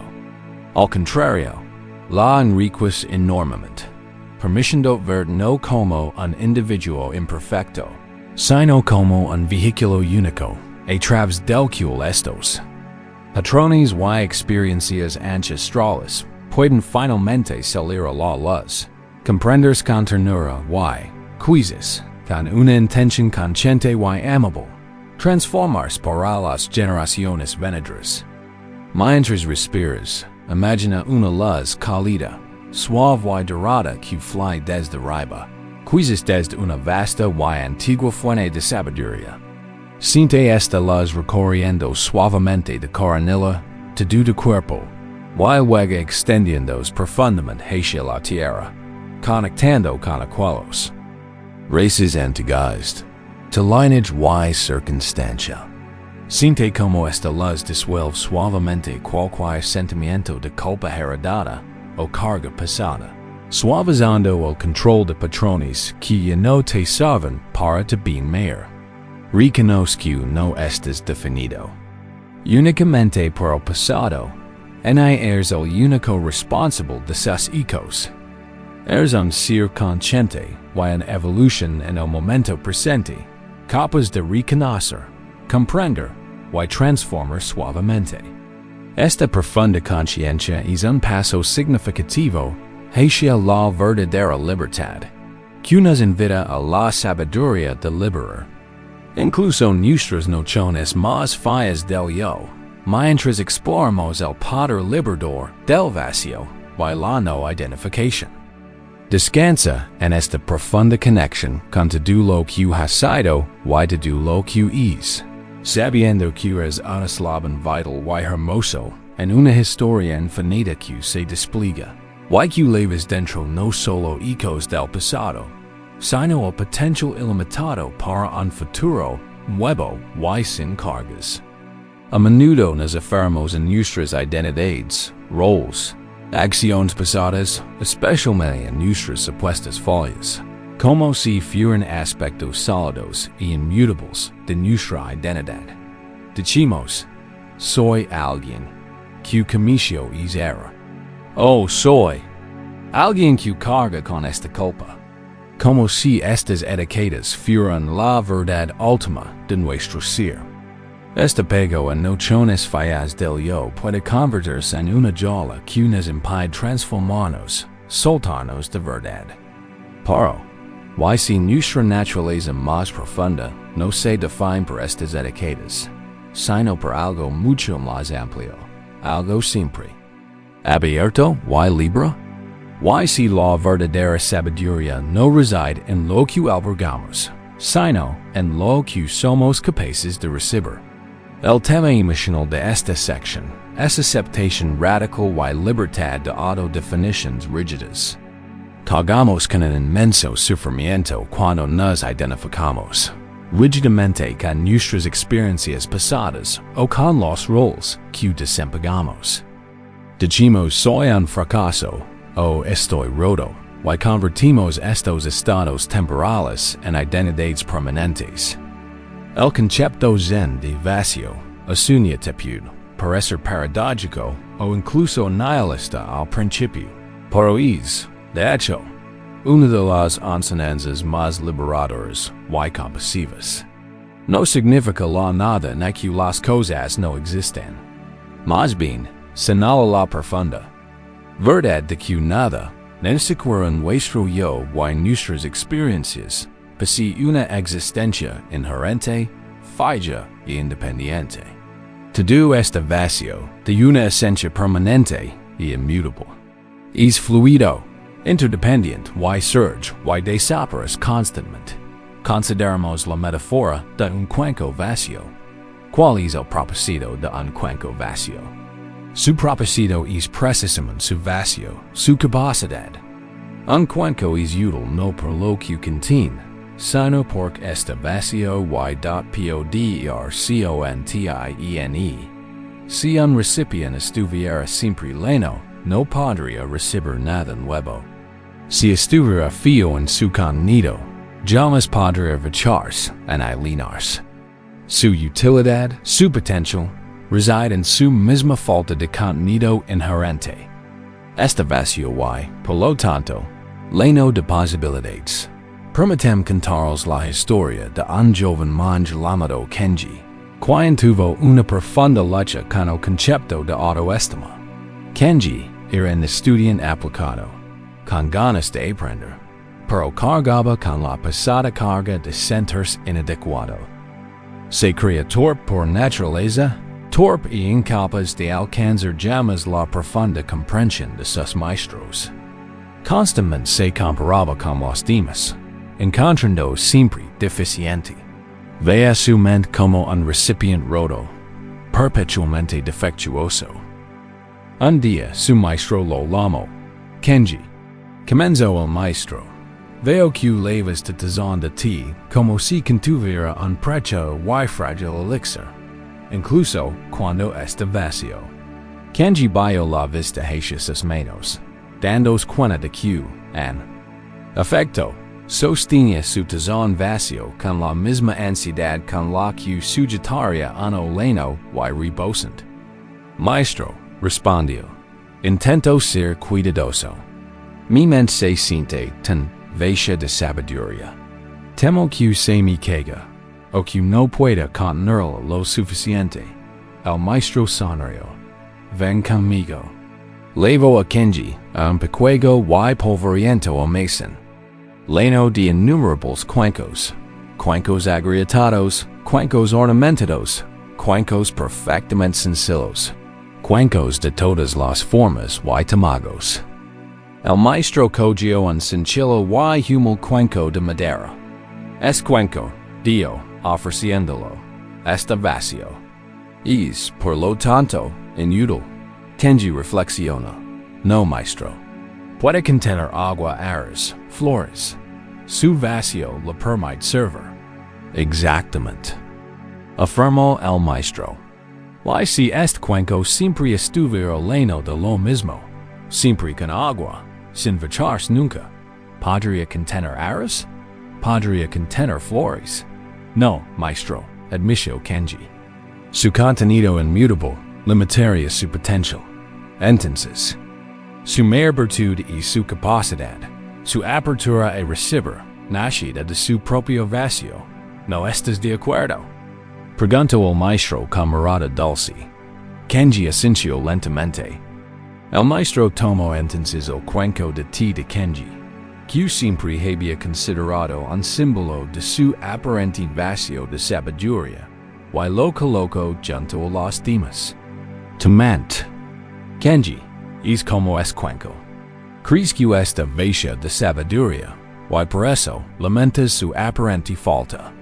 Pero su propio vacío y su mer activo significa que no está ya anclada en ideas rígidas, en autodefiniciones limitantes. No está perpetuamente lina de lo que crees ser. No su vacío y su vasta e ilimitada capacidad de recibir sabiduría, aprender, crecer y transformarse. Si crees que tu mente es inherentmente torpe o torpe, linas de cuenco con esa creencia falla, y entonces no hay espacio para nada más estado. La enseñanza central de esta parábola es que nuestra verdadera naturaleza no está limitada por eventos pasados. En etiquetas rígidas, cuando nos aferramos a la idea de un yo fallo, soy alguien que fracasó, soy alguien imperdonable, soy alguien que siempre está ansioso. Estamos lando nuestro cuenco con estas definiciones. La vacuidad es guiada. Nos invita a ver que estas definiciones no nos son inherentes. Son fenómenos transitorios y condicionados. El yo no es una entidad sólida e inmutable, sino un proceso dinámico y en constante cambio. Un conjunto de experiencias, pensamientos y sensaciones que surgen y desaparecen constantemente. Esto no significa que no existas en que tus experiencias no son reales. Significa que son reales en su impermanencia, en su interconexión, pero están vacías de una esencia permanente, independiente y fija. La manca de un era pasado, el peso de una falta percibida, no son inherentes a decir. Son como agua vertida en un cuenco. El agua es real, pero no es el cuenco en sí. Y el cuenco sigue siendo capaz de contener algo nuevo una vez que se vierte el agua dado el impacto emocional de comprender verdaderamente esta enseñanza es inmenso, profundo alivio y libertad. Cuando te das cuenta de que tus defectos percibidos o errores pasados no están grabados para siempre en tu esencia, adquieres la capacidad de crear espacio, de no identificar tan completamente con ellos. El sufrimiento surge cuando tomamos estos contenidos temporales, pensamientos, sentimientos y recuerdos, y los confundimos con el cuenco inmutable. Piensa en un momento en el que te sientes profundamente definido por una etiqueta, quizzes. Una que te dirán otros, o una que te impusas de ti mismo. Quizzes fue fracaso, incómodo, indigno, o siempre luchando. Al traer esta etiqueta a tu mente, siente su dominio, como podría construir. Ahora, introduce con delicadeza la sabiduría del cuenco vacío. Imagina esa etiqueta, esa definición rígida, como una sustancia específica que lina tu cuenco personal. Quizás sea un líquido denso y oscuro, o un sólido pegajoso y inmóvil. Reconoce su presencia. Luego pregunted, ¿es esta sustancia el cuenco en sí? ¿O es simplemente lo que el cuenco contiene ahora mismo? Puedes sentir, debajo de ese contenido específico, el vasto, abierto y receptivo espacio del cuenco mismo. Tu verdadera capacidad, tu potencial puro, tu esencia que permanece intacta ante cualquier llenado temporal. Esta reflexión guiada te invita a diferenciar entre el contenido de tu mente y la naturaleza fundamental de tu conciencia. Tus pensamientos no son tus emociones no son tus. Acciones pasadas no son experiencias que surgen en el vasto y abierto espacio de quien eres. El cuenco vacío es esta conciencia ilimitada, esta capacidad pura de ser, de experimentar, de aprender, The transformer. Que pasa cuando empiezas a soltar estas etiquetas? Y si ser un fracaso no es lo que eres. Son, para algo que tú experimenta. Que pasa si estar ansioso no es tu identidad, sino un estado que surge dentro de ti como una nube que atraviesa el vasto cielo de tu conciencia? Cuando te das cuenta de esto, la vergüenza, la culpa, la sensación de estar marcado permanentemente empiezan a aflojarse.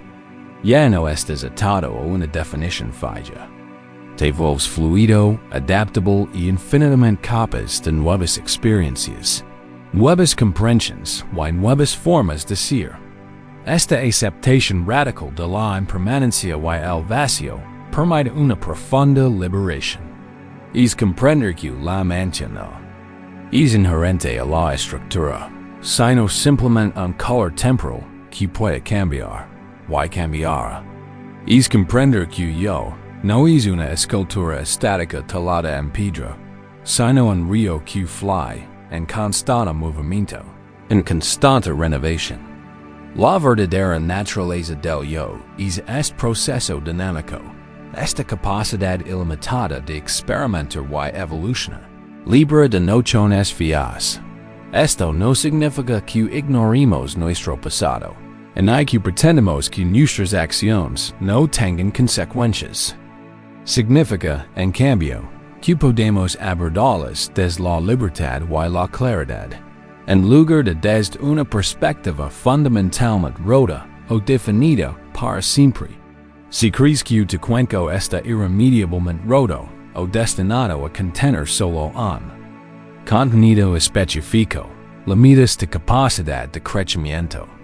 Pero si ves su vacío fundamental, su capacidad, liberas un potencial ilimitado de transformación. Permitid sentir la inmensidad de esto. Cuenco vacho dentro de ti. Siente el espacio, la quietud, la disposición para recibir. No es un vacío, al que temer, sino un santuario de puro potencial. Con cada respiración, libera cualquier fermiento que tengas sobre quien crees que eres. Sono quien terrendeja que las etiquetas se suavizan, que las definiciones se difuminan. Siente la ligereza que surge al saber que no estás limitado por historias pasadas. Eres el espacio abierto, listo para la belleza y la sabiduría que al momento presente decide derramar en ti. Esta profunda liberación del yo, nacida de comprender. El vacío nos prepara para afrontar lo que surge con menos resistencia. La vida, en su impredecible devenir, a menudo nos presenta emociones desafiantes, recuerdos difíciles y sensaciones incómodas. Nuestra inclinación natural ante la incomodidad es resistirla, apartarla, luchar contra ella, distraernos o juzgarla. Con dureza. Creemos que al resistirnos a lo desagradable, podemos hacerlo desaparecer, o al menos disminuir su impacto. Sin embargo, paradójicamente, este mismo acto de resistencia a menudo prolonga y intensifica nuestro sufrimiento. La lucha contra la realidad consume enormes cantidades de energía, dejándonos exhaustos y con una sensación constante de desacuerdo con nosotros mismos y con el mundo. Pero, ¿y si existiera una manera más suave y eficaz de afrontar la incomodidad? ¿Y si la verdadera paz no residiera en erradicar lo desagradable, sino en permitir que simplemente exista? El tema emocional de esta sección, excéntrico y paz y el malestar dad, no se trata de una resignación pasiva, sino de una decisión activa y consciente de afrontar cualquier cosa que surja, ya sea un recuerdo doloroso, un sentimiento de ansiedad, o una pensada de culpa, con una conciencia abierta y sin prejuicios. La enseñanza fundamental aquí es que gran parte de nuestro sufrimiento no proviene de la experiencia difícil en sí, sino de nuestra resistencia a ella. Cuando nos resistimos, Academos una segunda capa de sufrimiento a la incomodidad inicial. Consideramos la clásica parábola budista del dos flechas una persona que camina por el bosque es alcanzada por una flecha. Esta primera flecha representa un dolor o una desgracia inevitable en la vida, una lesión física, una pérdida, un error, una palabra dura dirigida a ti, un momento de profundo arrepentimiento. Esta flecha inicial causa sufrimiento, naturalmente. Sin embargo, la historia continúa. Después de que la primera flecha impacta, la persona saca una segunda flecha y se dispara con ella. Esta segunda flecha representa nuestra reacción al dolor inicial. Autocompasión, ira, culpa, hacia uno mismo o hacia los demás, rumiación, negación, resistencia o el juicio rígido que dice, esto no debería estar pasando, no debería sentirme así, es mi culpa y debo arreglarlo. Dada hora. La primera flecha es a menudo inevitable. La segunda, la que nos disparamos en nosotros mismos mediante la resistencia, es totalmente optional. Piensa en una ocasión en la que experimentaste un dolor físico. ¿Qué es un dolor de cabeza? El dolor de cabeza en sí mismo es la primera flecha. Si luego te enojas por el dolor de cabeza, te frustras porque esta. Ahí, te molesta que interrumpa tus planes, y empiezas a reprochar mentalmente por permitir que suceda. Estas son las segundas flechas.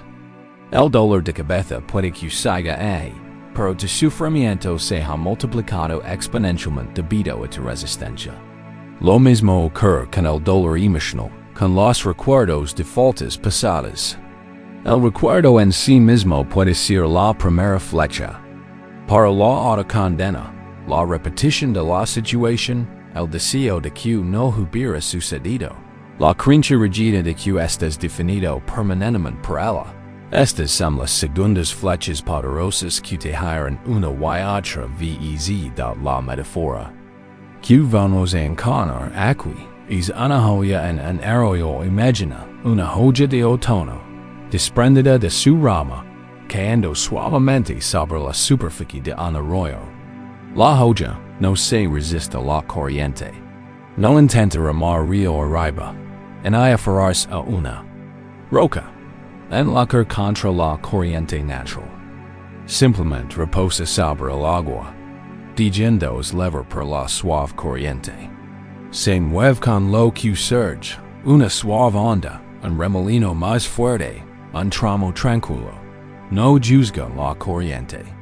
Simplemente se deja el levar. No se trata de apatia ni pasividad.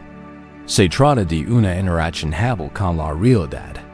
Cuando surge una emoción difícil, en lugar de rechazarla, juzgarla o intentar desmantelarla lógicamente, el delicado arte de la no resistencia nos invita a reconocer su presencia. Aquí está la tristeza. Aquí está el recuerdo de ese error. Aquí está la sensación de incompetencia. Y luego, como la joya, de que se deja levar por la corriente de nuestra conciencia, sin necesidad de controlar su movimiento en la desaparecer. El sufrimiento que decimos liberar, la culpa, la vergüenza, la autoinculpación, a menudo se ve exacerbado por nuestra férrea resistencia a sentirlo. Tensamos el cuerpo, apretamos la mandíbula, aguantamos la respiración y discutimos mentalmente con nuestra experiencia. Esta lucha interna es la segunda flecha que nos atraviesa continuamente. Al practicar la no resistencia, aprendemos a suavizarnos, aprendemos a permitir, aprendemos a confiar en que las emociones como todos los fenómenos son impermanentes. Si les damos espacio, si no las alimentamos con resistencia, surgirán naturalmente, alcanzarán su máximo esplendor y luego se calmarán como una ola en el océano. en nuestra reflexión guiada, te invito a que recuerdes con delicadeza un sentimiento, una sensación o un recuerdo al que sueles resistir. No tiempo que cierto dolor más profundo. Elige algo que puedas abordar con cierta curiosidad. Quizás sea una preocupación persistente, una sutil molestia corporal, o un recuerdo fugaz de arrepentimiento del pasado. A medida que surge, observa tu reacción habitual. ¿Te tensas? ¿Intentas alejarlo? ¿Lo discutes mentalmente? Ahora, elige conscientemente volver alrededor de la imagina y sentimiento, y recuerdo, y esa sensación, como una sola joya flotando en un arroyo tranquilo. Observa su forma, su color, como se mueve. No eres la joya. Eres el arroyo, o la conciencia que observa la joya. Dice que la joya simplemente flota. No intentes guiarla. No intentes que vaya más rápido o más lento. No intentes apartarla de tu conciencia. Simplemente dice que esté ahí, descansando en la superficie de tu conciencia, lavada por el flujo natural de tu respiración, de tu atención. Siente el sutil cambio que ocurre al soltar la lucha. Al principio, puede parecer contraintuitivo. Quizás piensas, si no lucho, me abrumara.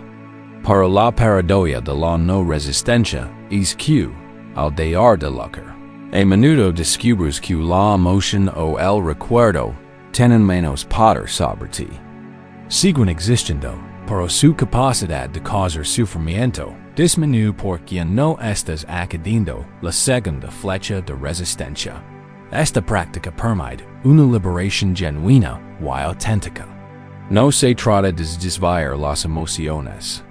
Se trata de crear espacio para que emociones fluyan a través de ti, en lugar de quedarse estancadas. Cuando un niño se lo a menudo, vuelve rápidamente a jugar. Los adultos, sin embargo, a menudo resisten las lágrimas, juzgan la queda, y prolongan el impacto emocional. El delicado arte de la no resistencia nos devuelve esa capacidad infantil de permitir. Que cambia dentro de ti cuando aceptas la simplicidad de dejar que un sentimiento o recuerdo difícil simplemente fluya.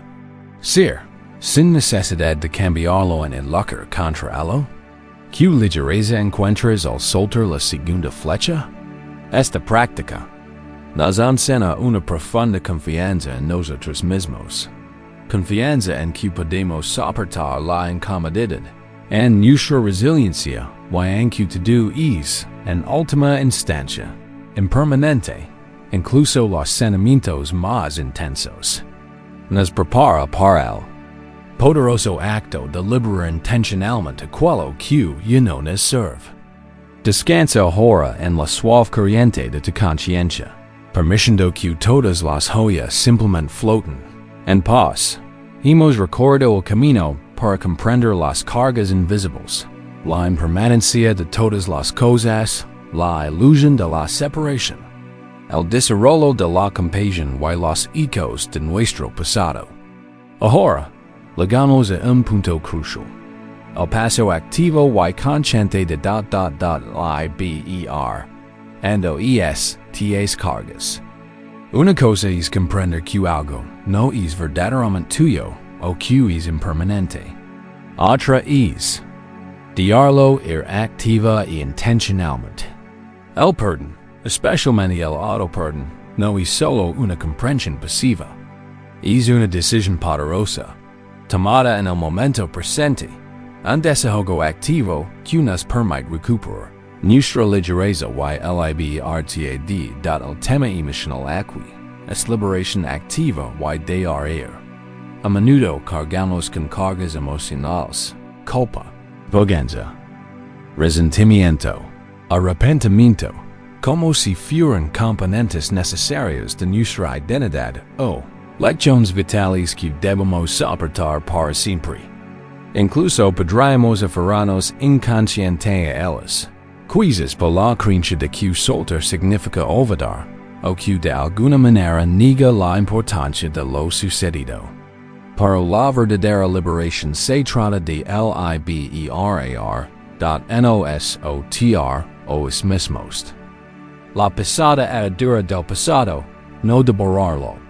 Se trata de comprender que aferrarse a algo pesado, aunque nos resulte familiar, nos impide avanzar con facilidad. La metáfora que nos guiar es una piedra pesada imaginad, cargando una piedra grande. Y pesada en tus brazos. Es espera, quiz irregular, y te prisiona el cuerpo.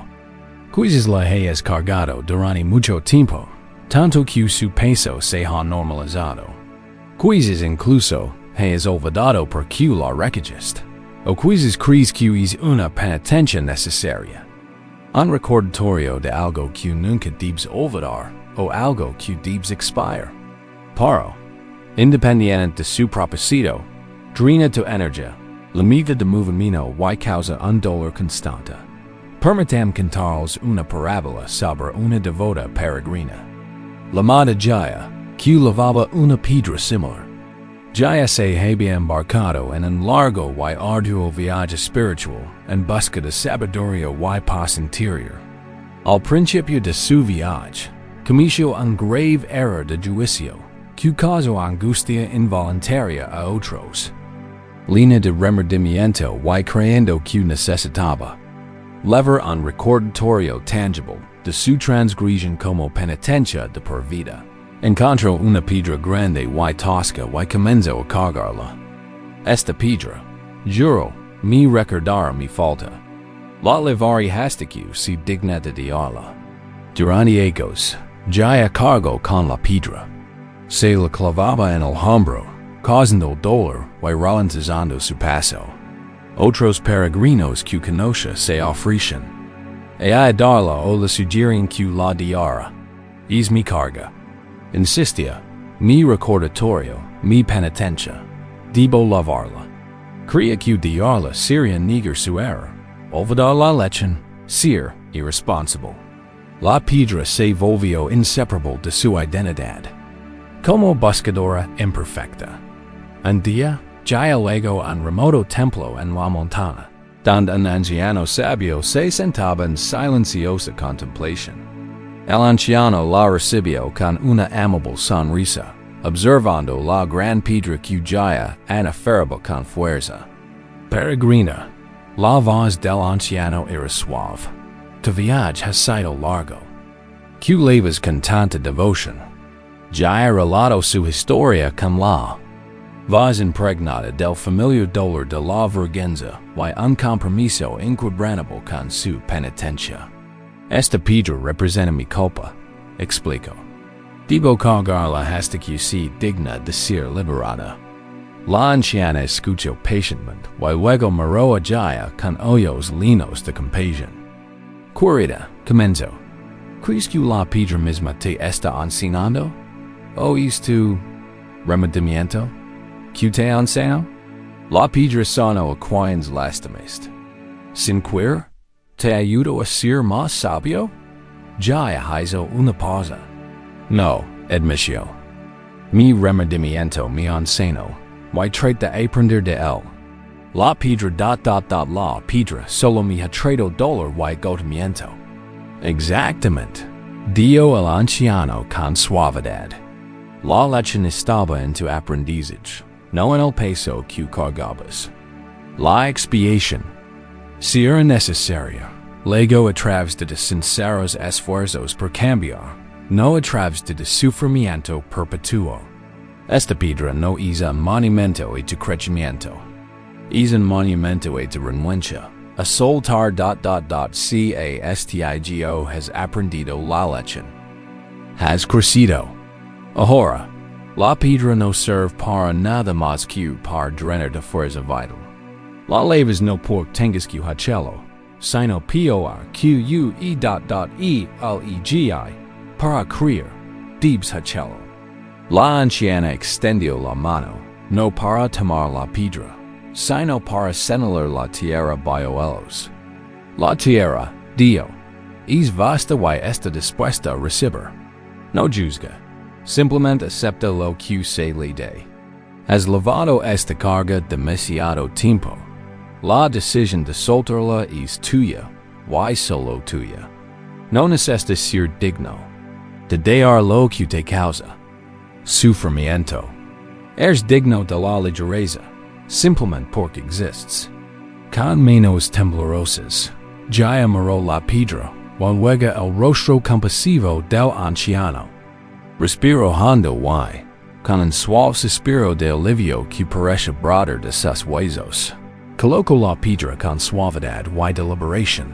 Piedra pesa de bajo sobre la tierra. En cuanto dejo sus manos, sintió una increíble ligereza, una profunda abertura. En el pecho. No era que el pasado se hubiera borrado, sino que su peso aplastante había desaparecido. Podía erguirse, respirar más profundamente y, por primera vez en ecos, contemplar el vasto cielo sin cargas. La enseñanza central de esta parábola es que, perdón, especialmente el perdón en el mismo, es una lección que hacemos en él. Momento presente, es un acto activo de liberación. Una decisión consciente de soltar la carga que ya no contribuye a nuestro crecimiento en el bienestar.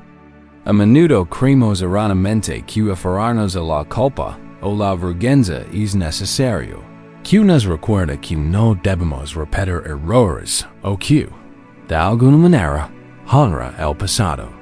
Pero, honrar verdaderamente el pasado se logra a través del aprendizaje. El crecimiento y la transformación, no del autocastigo. La piedra en sí no ofrece sabiduría, solo ofrece peso. La sabiduría proviene de reflexionar sobre por qué la requisiste. Que te enseño, y luego reconocer cuando es el momento de soltarla. Esta liberación emocional es crucial para la relajación total y una paz genuina. Cuando nos aferramos a estas piedras emocionales, nuestro cuerpo se tensa, nuestra mente se agita y nuestro espíritu permanece pesado. Soltar no se trata de olvidar, se trata de procesar, aprender y liberar nuestra energía para el momento presente y para el crecimiento futuro. Se trata de reconocer que eres fundamentalmente digno de la ligereza, independiente de tus acciones pasadas. En nuestra reflexión guiada, te invito a identificar una carga emocional específica que has estado cargando. Puede ser una culpa persistente por algo que dijiste o hiciste, un profundo arrepentimiento por un camino que no tomaste o una vergüenza profunda por una parte de ti.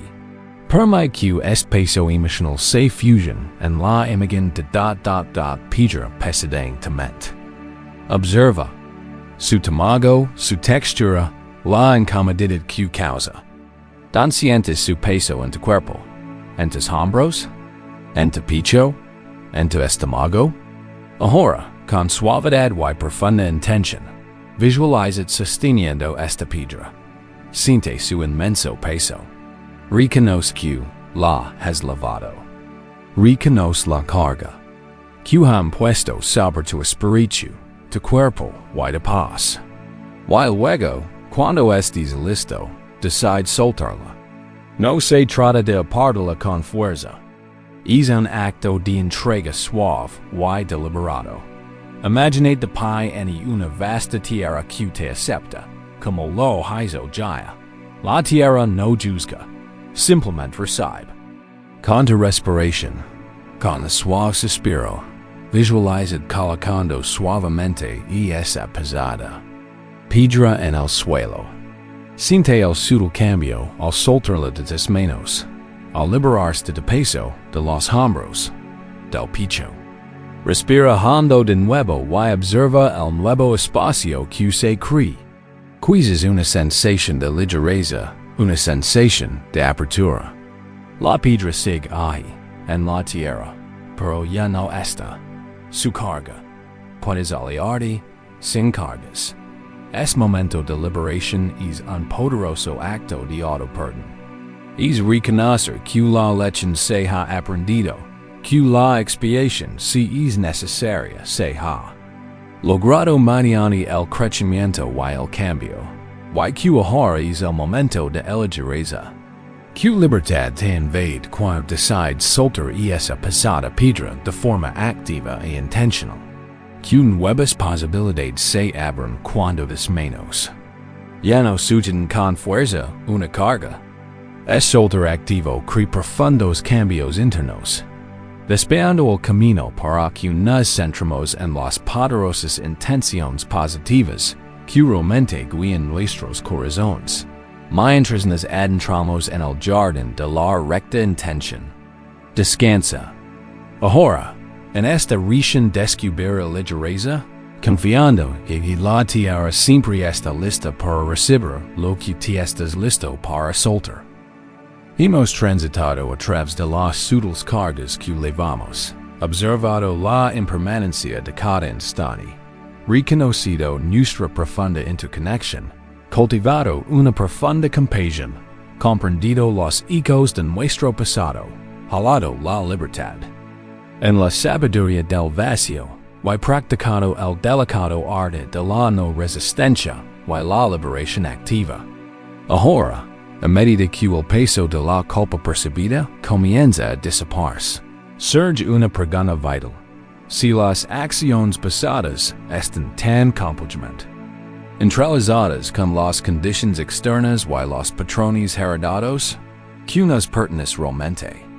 ¿Cuál es nuestra auténtica contribución al tapas de nuestras vidas? La respuesta no reside en resultados perfectos, sino en el paisaje puro, a menudo invisible, de nuestra intención. El tema emocional de esta sección es el auto-perdón mediante la reevaluación del verdadero objetivo del corazón. Gran parte de nuestra autoculpa se centra en el resultados de nuestras acciones. Lamentamos las consecuencias, las repercusiones, el daño percibido. Miramos atrás y decimos, debería haberlo sabido, o si tan solo hubiera hecho X, Y o Z. Este enfoque en el resultado, si bien es importante para el aprendizaje, puede cegarnos ante una verdad más fundamental. Muy rara vez nos proponemos causar daño, fracasar estrepitosamente o generar sufrimiento deliberadamente. Con mayor frecuencia, incluso en nuestros errores, nuestra intención subyacente era algo completamente distinto. Un deseo de conexión, seguridad, felicidad, crecimiento o simplemente afrontar una situación difícil con la limitada comprensión. Que teníamos en ese movimiento la enseñanza central aquí es honra la sinceridad de nuestros esfuerzos pasados, incluso si fueran defectuosos en su ejecución o resultado. Las enseñanzas zen a menudo enfatizan la importancia de la intención. No se trata solo de Q y Q lo hacemos, pero el mantecan la Q lo hacemos. El camino de la atención plena nos enseña a observar nuestras intenciones, a cultivar las sanas, y a liberar cuales arraigadas en la codicia, el odio o el engaño. Al aplicar esta perspectiva a nuestro pasado, empezamos a ver que incluso nuestros errores a menudo nacieron de una raíz que, en su raíz, buscaba algo positivo, incluso si el método era torpe o la comprensión incompleta. Consideremos la metáfora de una jardín. Un jardinero prepara cuidadosamente la tierra. Selecciona semillas, las planta con esperanza, las riega y las cuida con esmero. Su intención es cultivar la vida, generar belleza y sustento. No todas las semillas brotarán. No todas las plantas prosperan. Una helada repentina podría dañar un brote delicado, o una plaga inesperada podría dañar una joya. Estos resultados no son necesariamente un reflejo de la labor del jardinero. La intención se mantuvo pura.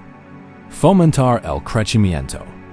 El jardín, con su mezcla de éxitos y desafíos, es un testimonio del compromiso constante del jardinero, no solo con la perfección de cada flor.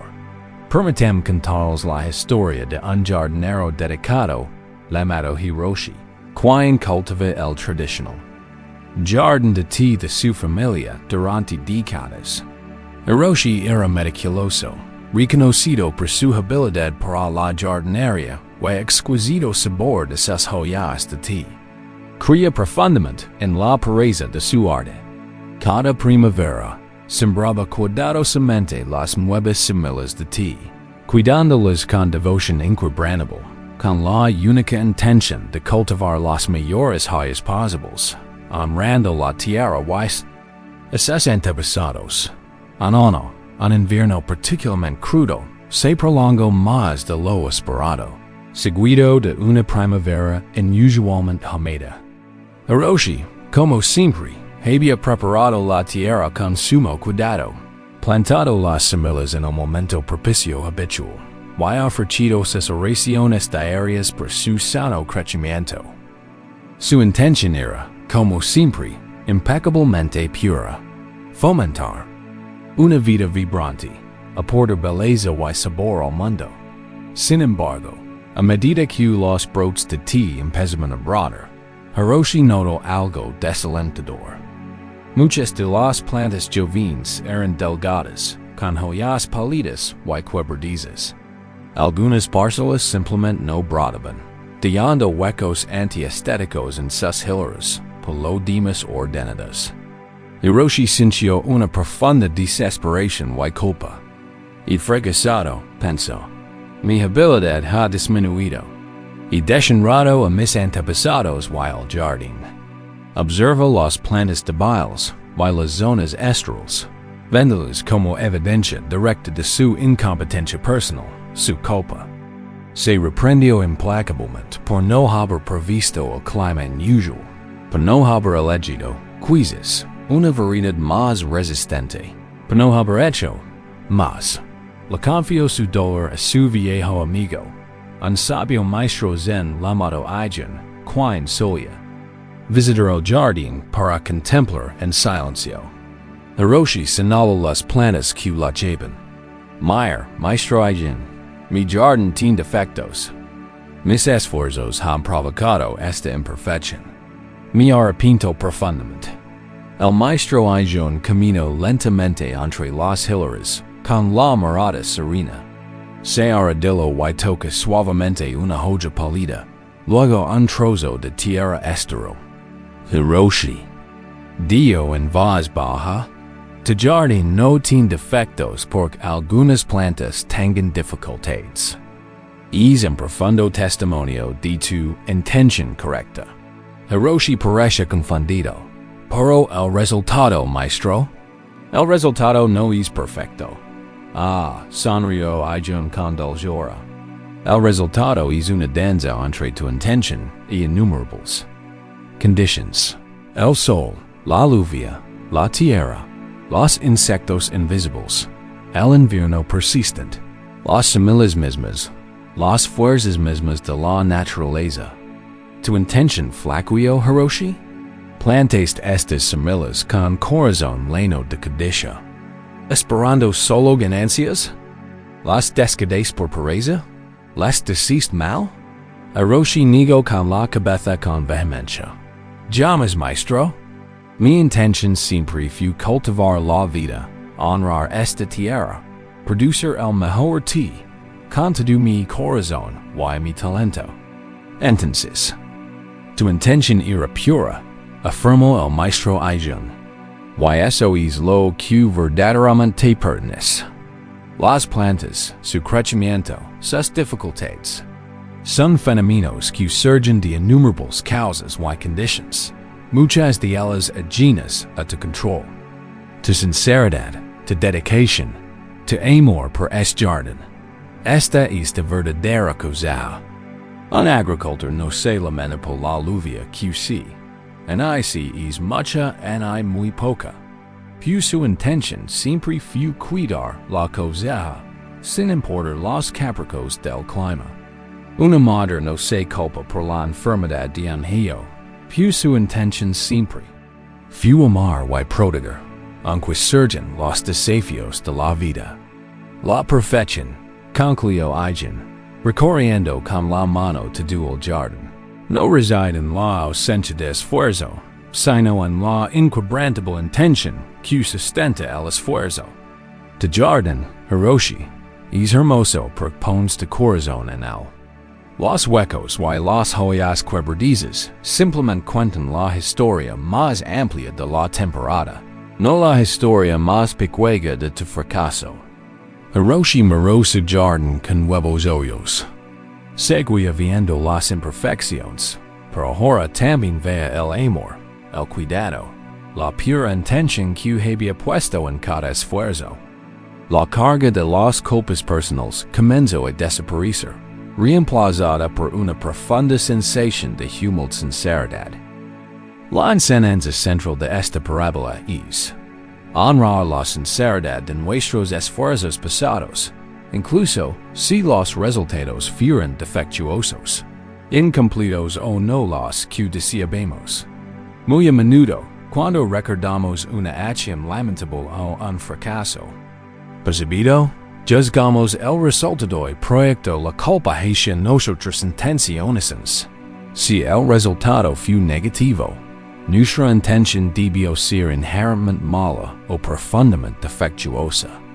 Pero esto rara vez ocurre. Quizás tu intención era ser comprendido, pero hablaste con torpeza. Quizás tu intención era prodigar a alguien, pero tus acciones causarán un dolor involuntario. Quizás tu intención era tener éxito, pero obstáculos imprevistos te llevaron a un tropiezo. Esta enseñanza nos invita a mirar más allá del resultado inmediato y conectar con la motivación más profunda, el impulso del corazón que inició la acción. Se originó en la bondad, aunque fuera torpe. Fue un intento de resolver un problema, aunque se ejecutara de forma imperfecta.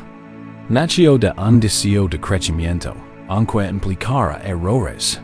Cuando reconectamos con esa chispa inicial de intención sincera, se convierte en una poderosa fuente de auto-perdón y compasión.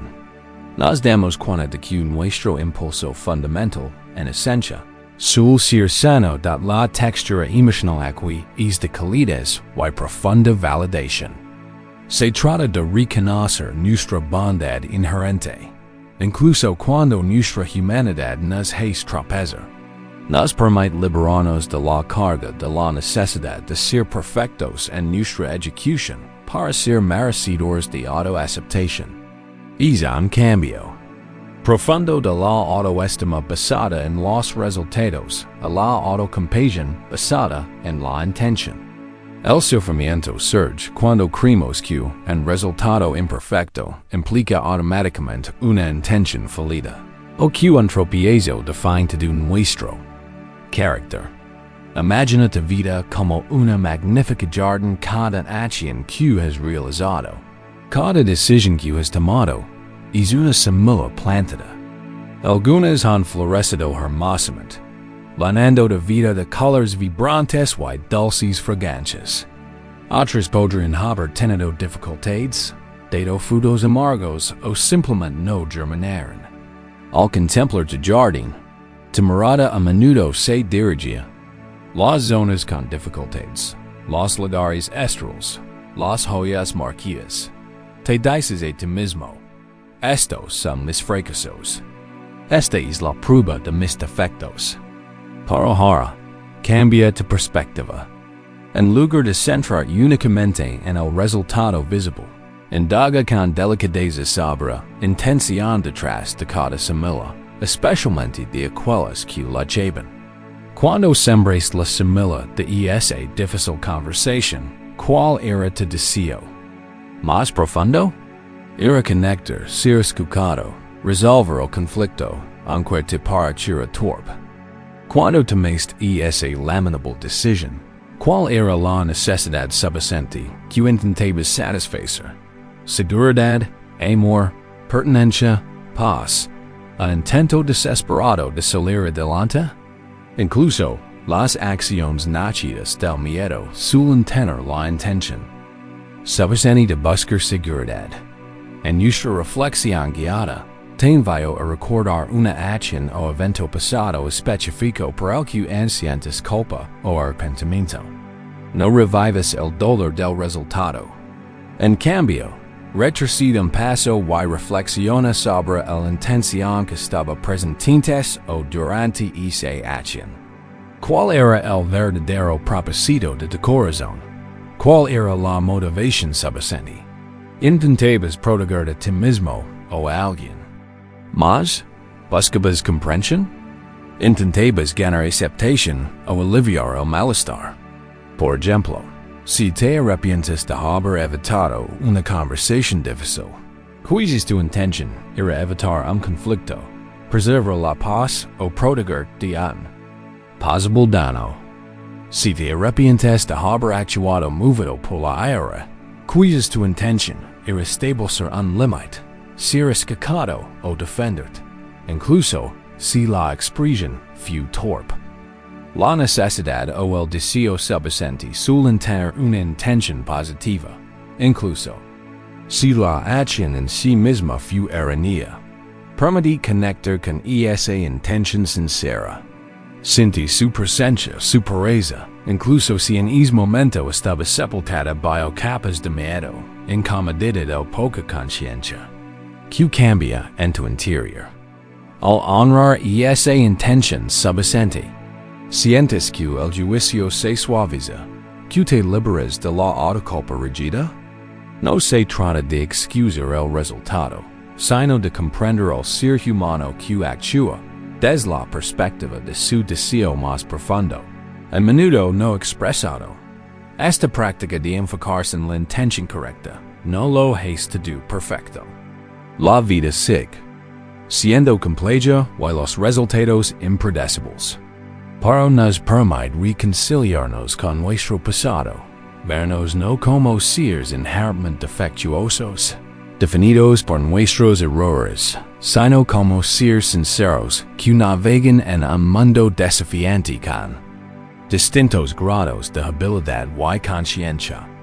Nos permite vivir el presente con un corazón más ligero, libres de la abrumadora carga de resultados que no pudimos controlar por completo, que nuevas posibilidades surgen cuando te liberas de la tiranía del autojuicio basado en los resultados. Y encuentras paz en la pureza de tu intención subsente. Que libertad saberías al dar cuenta de que incluso tus dificultades han sido parte de un esfuerzo sincero, aunque imperfecto, por vivir y crecer? Es profundo auto-perdón, arraigado en honra nuestras intenciones, permite que nuestro corazón se hable de la rígida autocondena, preparándonos para una profunda apertura al amor propio.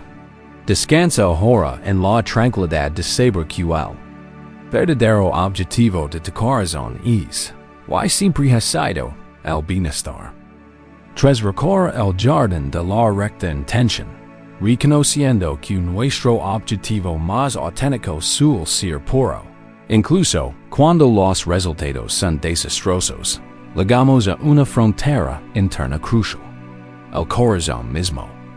Gran parte del peso que cargamos, la vergüenza persistente, la culpa sutil, la arraigada sensación de indignidad, se manifiesta no solo en nuestra mente, sino como una opresión física y energética en el pecho, una opresión literal del corazón.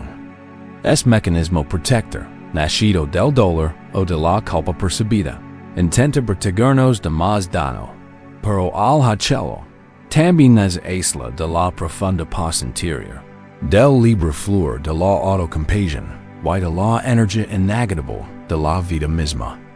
El camino hacia la realización total y el perdón debe, por lo tanto, extender suavemente a ese centro tan tierno y vital de nuestro ser. El tema emocional de esta sección es abriendo el corazón al amor propio hemos aprendido a identificar las cargas, a ver su impermanencia, a comprender sus orígenes interconectados y a honrar nuestras intenciones. Ahora es el momento de levar esa comprensión a casa, a lo más profundo de nuestro ser emocional. Cuando experimentamos dolor, especialmente dolor emocional o la punzada de la autoculpa, nuestro corazón se encoge instintivamente. Es un mecanismo de defensa natural, casi primario, como una flor que cierra sus pétalos ante una fuerte tormenta. Para si los pétalos permanecen cerrados mucho después de que la tormenta haya pasado, la flor no puede recibir la luz que necesita para prosperar. De igual manera, un corazón que permanece perpetuamente protegido, perpetuamente encogido ante las heridas del pasado o las faltas percibidas, no puede recibir plenamente la luz nutritiva de la compasión, la alegría o la conexión genuina. La enseñanza central aquí es que la rigidez impide el flujo de la compasión, tanto interna como externa. Esta rigidez no es una falla moral. Es consecuencia de un dolor no abordado y una incomprensión de cómo protegernos verdaderamente. En lugar de construir muros, la verdadera protección proviene de cultivar una amplitud interior y una resiliencia que nos permiten experimentar la vida plenamente, inclinando sus desafíos, sin estancarnos. Consideramos la metáfora de un puño fuertemente cerrado un poderoso símbolo de aferramiento, de resistencia, de defensa. Cuando la mano se cierra en un puño, no puede recibir. Se puede coger una flor delicada, y extender una mano en señal de amistad. Ni soltar nada que se esté agarrando. El mismo acto de aferrarse impide la posibilidad de soltar, y paradójicamente, el mismo acto de intentar sujetar el dolor a menudo persiste. Mismo sufrimiento del que decimos escapar. Permitem contaros la historia de una guerrera experimentada, conocida en todo el país no solo por su destreza en la batalla, sino también por su discreta sabiduría. Su nombre era Anya. Durante muchos ecos, Anya cargó con una profunda y visible carga. Su mano derecha permanece perpetuamente apretada en un puño firme e inflexible. Había sufrido una grave herida en una batalla pasada, una herida que la dejó con un profundo arrepentimiento por una decisión que, segmela, la había llevado a una derrota. En su mente, el puño cerrado era un recordatorio constante de su supuesto error, una manifestación física de su inquebrantable determinación de no volver a cometer un error así, de no ser vulnerable de esa manera. Era su penitencia, su escudo protector. Otros guerreros respetaban su fuerza, pero también observaban el cansancio en su mirada, la rigidez en su postura. Anya podía luchar, podía defenderse, pero no recibía ayuda fácilmente, y ofrecía un toque suave sin esfuerzo. Su puño cerrado, si bien símbolo de su resiliencia, también simbolizaba su profundo dolor interior. Creía que si alguna vez afloyaba la mano, el dolor la abrumaría y perdería su determinación, su fuerza.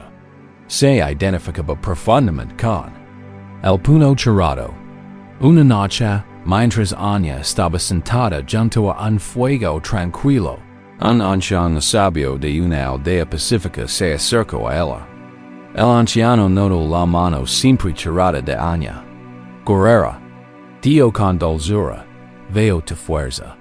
¿Qué tesoro tienes tan firmemente en tus manos? Anya explicó, con la voz ronca por ecos de aferrarse. No es un tesoro, anciana. Es un recordatorio de mi fracaso, una promesa que me hice a mí misma de no volver a ser débil. Si abro esta mano, todo el dolor se derramará y me destrozaré. El anciano asintió lentamente. Y mientras tu mano permanece apretada, ¿puedes recibir algo nuevo? ¿Puedes albergar una semilla de nuevo crecimiento? Puedes ofrecer consuelo sin esfuerzo. Anya se miró los dedos fuertemente atados. No, admisión, no puedo. Me aprieto demasiado. La fuerza que buscas, continuó la anciana, con una voz suave como el musgo, no se encuentra en apretar, sino el courage de abrir. La verdadera protección no es un caparazón enderezado, sino un abrazo fluido. El río fly porque no se resiste a sus orillas. La flor se abre porque confía en el sol. Cuando aprietas la mano, solo retienslo que ya llevas dentro. Pero cuando la abres, te vuelves receptivo a todos los regalos que el mundo ofrece. El suave toque de la bondad, la calidez de la conexión, la sabiduría liberadora de la liberación. Devoto de aprender. Concluyó el anciano. Ya se ha cumplido con la misma fuerza que demuestras. La mano apretada ya no cumplís voto. Solo serve al dolor del pasado. Imagina, sugirió el anciano con suavidad, que dentro de tu puño cerrado no solo está de dolor, sino también un pequeño y precioso pájaro, atrapado por tu hogar. Solo al aflojar, al desplegar lentamente tus dedos, es pájaro podrá volar libremente, y solo entonces tu mano podrá recibir. Anya permaneció en silencio un largo rato, contemplando su puño. Las palabras del anciano resonaron en su interior. La idea de un pájaro atrapado, símbolo de su propio espíritu aprisionado, despertó algo profundo. Lenta y laboriosamente, con un temblor que le recorría el brazo, Anya comenzó a relajar conscientemente los músculos de la mano. Un dedo se desplegó, luego otro. Fue un acto de intensa vulnerabilidad. Al abrir lentamente la palma, sintió una oleada de sensaciones, no solo de dolor, sino también de una calidez que no se había dado cuenta de que faltaba. La calidez de su propia piel contra el fresco aire nocturno. Su mano estaba vacía, pero también profundamente abierta, capaz de recibir. Un profundo suspiro escapó de sus labios, arrastrando consigo ecos de tensión no expresa. La enseñanza central de esta parábola es que la profunda paz interior. Y el auto perdón que buscamos se cultivan suavizando conscientemente el control del corazón sobre el dolor pasado y la ansiedad, así como el puño cerrado de Anya le impidió recibir. Nuestra rigidez emocional, la presión de nuestro corazón, restringe el flujo natural de la compasión, tanto hacia nosotros mismos como hacia el mundo que nos rodea.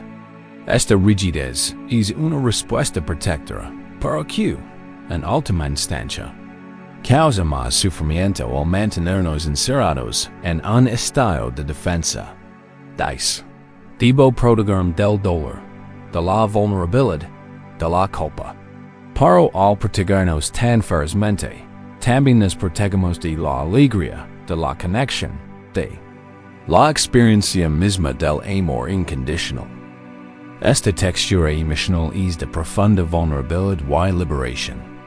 Reconozco que abrir el corazón puede ser aterrador, como adentras en lo desconocido. Nos preocupa que, si dejamos de aprender, nos abruman los mismos sentimientos que tanto hemos intentado contener. Pero la paradoja es que, cuando creamos espacio para estos sentimientos, cuando los afrontamos con suavidad en lugar de resistencia, a menudo pierden su intensidad. Ya no están atrapados, acumulando presión. Se les permite fluir, moverse y finalmente disiparse. Piensa por un momento en donde sientes tensión emocional en tu cuerpo. Podría ser una presión en el pecho, un nudo en el estómago, una presión en la garganta, o incluso una mueca persistente. Estas sensaciones físicas suelen ser manifestaciones directas de la sutil contracción de tu corazón, su esfuerzo por contenerse, por protegers. En nuestra reflexión guiada, te invito a levar conscientemente tu atención al espacio de tu corazón, al centro de tu pecho.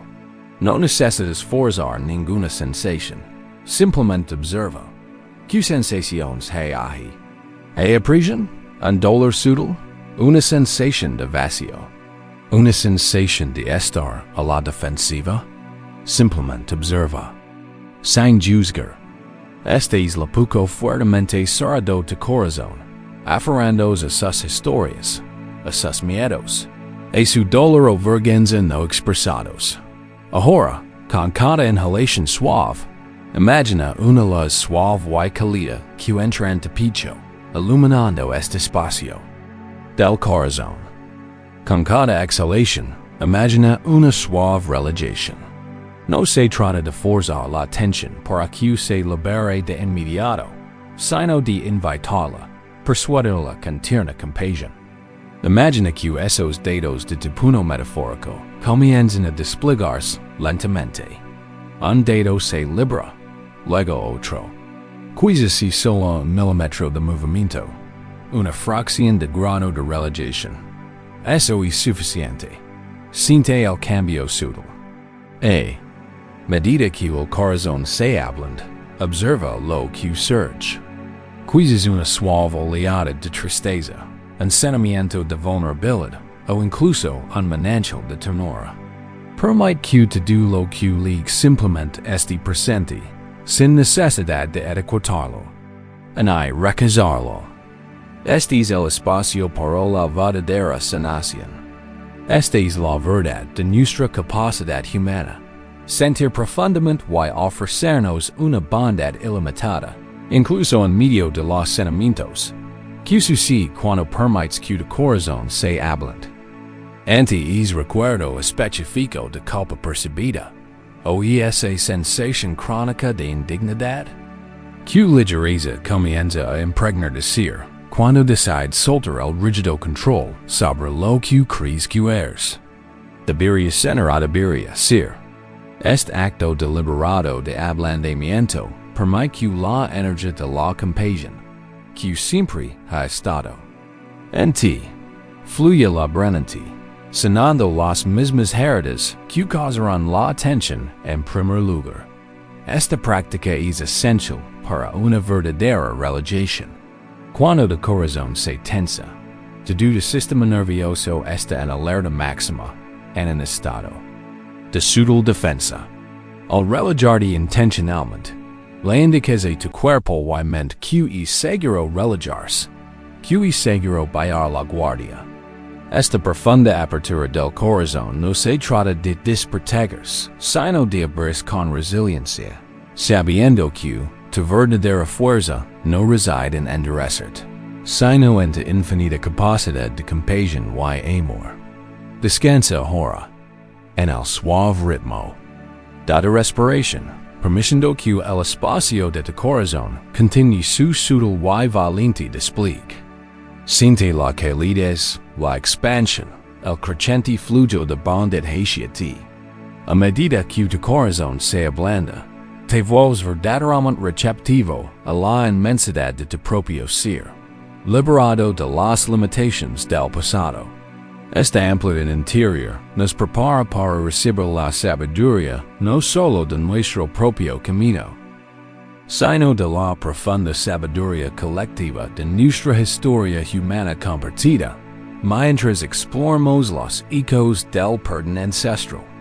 Descansa profundamente en esta paz apacible que se despliega, a medida que nuestros corazones suavizan su control sobre la culpa.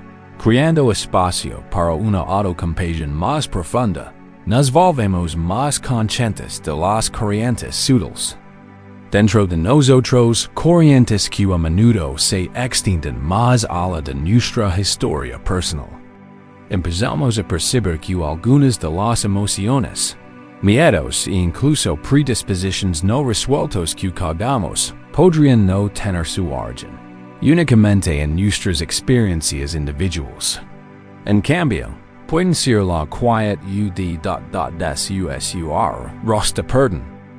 Ancestral los hijos de las cargas no resueltas de nuestro lineage, que exigen reconocimiento y liberación. Esta constatación puede ser a la vez humilde y profundamente liberadora, transformando nuestra comprensión de la responsabilidad de una carga puramente individual en desarrollo compartido e intergeneracional. El tema emocional de esta sección es liberación de patrones transgeneracionales. Somos simplemente individuos aislados. Formemos parte de un flujo continuo de vida que fluye a través de generaciones. Así como nuestros rasgos físicos se hereden, también se pueden transmitir. Patrones emocionales, mecanismos de afrontamiento e incluso traumas no resueltos. No se trata de culpar, sino de comprender. Se trata de reconocer que algunas de las ansiedades, miedos o tendencias profundas al juicio de nosotros mismos o de los demás que experimentamos podrían tener sus raíces en las experiencias de nuestros antepasados, sus luchas, sus estrategias de supervivencia, su dolor no expresado o sus momentos de profunda fortaleza y resiliencia. Cuando estos patrones pasan desapercibidos, pueden influir sutilmente en nuestras propias vidas, creando ciclos que repetimos inconscientemente. La enseñanza central aquí es que somos parte de un continuo más grande y podemos liberar conscientemente aquello que ya no nos sirve, no solo en nosotros mismos, sino a todo nuestro lineage. Esta sabiduría trasciende las culpas personales, invitándonos a una comprensión más amplia y compasiva del sufrimiento y la resiliencia humanos. Reconoce que sanar a una generación puede generar ondas de cambio positivo a lo largo del tiempo. Consideramos la metáfora de un árbol. Antiguo, exploramos esto antes en el contexto de nuestras raíces, pero profundizamos ahora. Imaginemos no solo el árbol visible, sino también la vasta y invisible red de sus raíces, entrelazándolos con las de otros árboles del bosque y extendiéndose hasta la tierra profunda y oscura de generaciones pasadas. Cada anhelo de crecimiento del tronco, cada rama nudosa, cada raíz resistente, lleva consigo el recuerdo de las estaciones, tormentas y sequías que afectarán no solo a este árbol en particular, sino también a sus árboles progenitores, y estos últimos. Si una plaga antigua azotó el bosque 6 generaciones, su sutil debilitamiento podría estar presente en la memoria genética de los árboles actuales, incluso si parecen sanos. Podrían estar predispuestos a ciertas sensibilidades o, por el contrario, ser portadores de una resiliencia heredada. Permitam compartir una historia original sobre una renombrada tejedora llamada Anya, cuya familia había elaborado exquisitos tapices durante siglos. Anya era excepcionalmente hábil. Sus dedos se movían con una gracia heredada, y sus deseos eran impresionantes. Sin embargo, a pesar de todo su talento, había un patrón particular que aparecía con frecuencia en sus tapices más complejos, un nudo sutil, casi imperceptible, una marana recurrente en los hilos más oscuros de su obra. No era un defecto que arruinara el tapiz, sino una imperfección constante que a Anya le disgustaba profundamente. Pasó incontables horas intentando evitarla para suavizarla, creyendo que era una señal de su falta de paciencia personal o alguna imperfección profundamente arraigada en su propia técnica, una desviación del legado impecable de sus antepasados. Ella lo veía como su incapacidad única para alcanzar la perfección pristina que anhelaba. Sentía una inmensa frustración y culpa, convencida de que no estaba a la altura del perchado legado de su familia. Anya sola contempla los viejos tapices familiares, admirando su belleza sin costuras, licencia profundamente sus propios defectos. Porque no puedo hacerlo perfecto. Se susurraba a sí misma, tirando de los nudos que la molestaban. Perdía el sueño, dando vueltas a la idea de cómo eliminar el recurrente enredo. El patrón, aunque pequeño, se sentía como una pesada carga, una mancha en su alma artística. Un día, mientras reparaba meticulosamente un anti-utapis familiar, una pieza elaborada por su tatarabuela durante una época de inmensa agitación política y escasez, Anya descubrió algo extraordinario.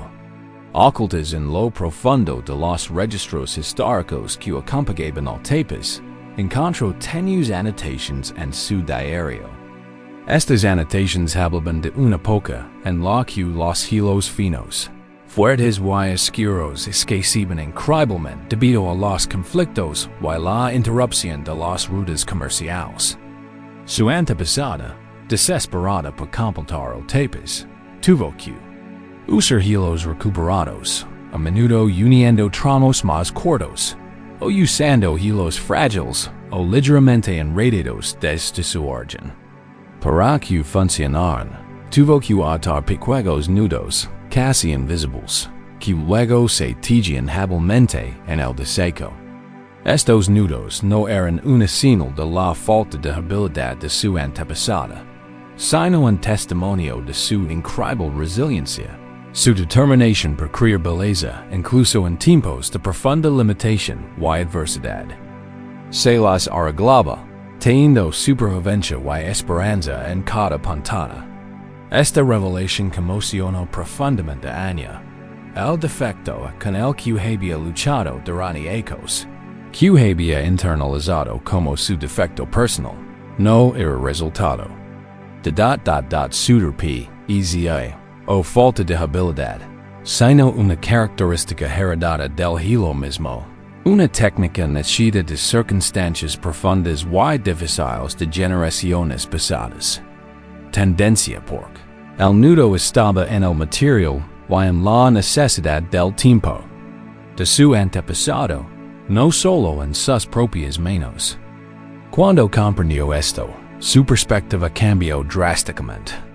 Ya no veía los nudos recurrentes como su. No se trataba de una falta personal, ni de un defecto vergonzoso, sino de un eco silencioso de la historia, una firma única de la perseverancia, y el ingenio de sus antepasados. En lugar de luchar contra ellos, Anya comenzó a aperturarlos. Empezó a verlos como pequeños recordatorios simbólicos de la fuerza de su lineage, transformando una fuente de vergüenza en un aspecto único y poderoso de su expresión artística. Incluso, empezó a incorporar intencionalmente sutiles y hermosas variaciones de estos nudos en sus nuevos diseños, no como defectos, sino como homenaje está la enseñanza central de esta parábola, es algunas de las cosas que llevamos dentro. Algunos de nuestros patrones y respuestas emocionales más profundos no son únicamente cargas personales, sino herencias colectivas de nuestros antepasados y de las circunstancias que soportaron así como el defecto de Anya estaba ligado a la historia de su familia. Muchas de nuestras ansiedades, miedos, dificultades para expresar nuestras emociones, nuestras tendencias hacia ciertos comportamientos, positivos o desafiantes, son ecos del pasado.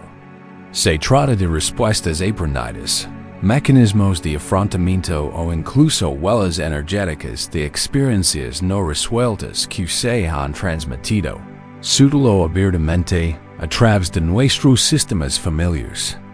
Por ejemplo, un miedo persistente a la escasez podría provenir de abuelos que vivieron una hambruna o una gran depresión. La tendencia a internalizar los sentimientos en lugar de expresarlos podría ser un mecanismo de afrontamiento desarrollado por antepasados que vivieron en entornos opresivos donde expresarse era peligroso.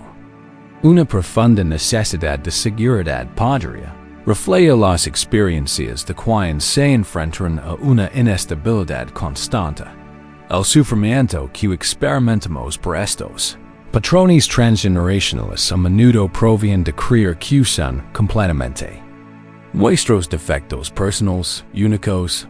De alguna manera, un defecto en nuestro carácter individual. Podríamos culparnos por ser demasiado ansiosos, demasiado reservados, demasiado cautelosos, o por repetir dinámicas de relación que nos desconcertan y nos duelen.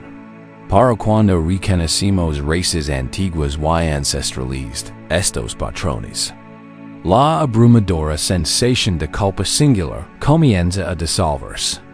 No se trata de encontrar una excusa para nuestras acciones, sino de inyectar profunda compasión y comprensión en porque somos como somos.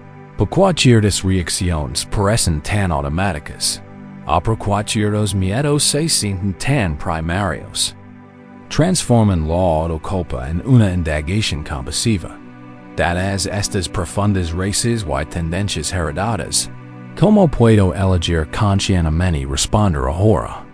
¿Cómo puedo desenredar con suavidad este nudo que se ha transmitido, no por vergüenza, sino por amor a mí mismo y mi lineage? Esta comprensión permite una inmensa liberación emocional y psicológica. Cuando haya comprendido la historia de sus hilos, dejo de luchar contra los nudos. Los acepto y, finalmente, los integro. De igual manera, cuando reconocemos los susurros de nuestros antepasados en nuestro interior, su dolor no abordado, sus miedos no expresados, su extraordinaria resiliencia, podemos empezar a integrar estos aspectos de nosotros mismos con profunda compasión, en lugar de luchar contra ellos. Con una autoculpa o vergüenza incesante, podemos reconocer esta tendencia o esta creencia está presente en mí, y veo esas raíces en la historia de mi familia. No es del todo. Mi no es un defecto personal, sino una pieza completa de una historia más grande e interconecta, una historia que se extiende mucho más allá de mí, a través de generaciones. Este reconocimiento compasivo es el primer paso crucial para elegir conscientemente un camino diferente en el presente, no por autocondena ni esfuerzo punitivo, sino por comprensión empoderada, aceptación y una agencia amable. Nos convertimos en el punto consciente del lineage donde un ciclo puede afrontarse con compasión y transformarse. En nuestra reflexión guiada, te invito a que recuerdes un patrón persistente en tu vida, algo que repites a pesar de tus buenas intenciones o un miedo o creencia regada sobre ti mismo que te resulta difícil superar. Podría ser una tendencia a la preocupación excesiva, dificultad para establecer límites, miedo a la abundancia, sensación de no ser suficiente, o una forma particular de afrontar los conflictos. Ahora, con mucha calma, sin juicios ni urgencia, preguntate, ¿de dónde podría provenir realmente este patrón? Resuena con las experiencias de algún miembro de tu familia inmediata, un padre, un hermano, una tía o un tío. ¿Es algo con lo que tus padres lo quieren o lo expresaron? ¿O tus abuelos? ¿Crees en un entorno donde esta respuesta en particular era necesaria para su supervivencia o para afrontar las cosas? ¿O simplemente se modeló constantemente como la forma correcta de ser? ¿Hubo una narrativa familiar colectiva o una creencia cultural que pudiera haber inculcado esto sutilmente, aunque fuera tácitamente? Permite que tu conciencia se expanda suavemente más allá de tu yo individual. Imagine no solo como un árbol, sino como parte de un bosque entero, intrincadamente conectado a tu ser profundo y extenso, raíces ancestrales de la conexión innegable, El flujo energético y recorre el tiempo, des quienes te precedieron. Hasta ti ahora.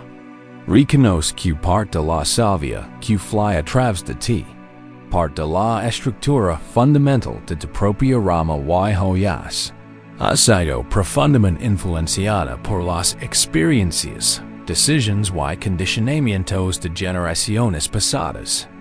Quizzes de determinación inquebrantable provienen de ancestros que enfrentaron inmensas dificultades y tuvieron que perseverar simplemente para sobrevivir.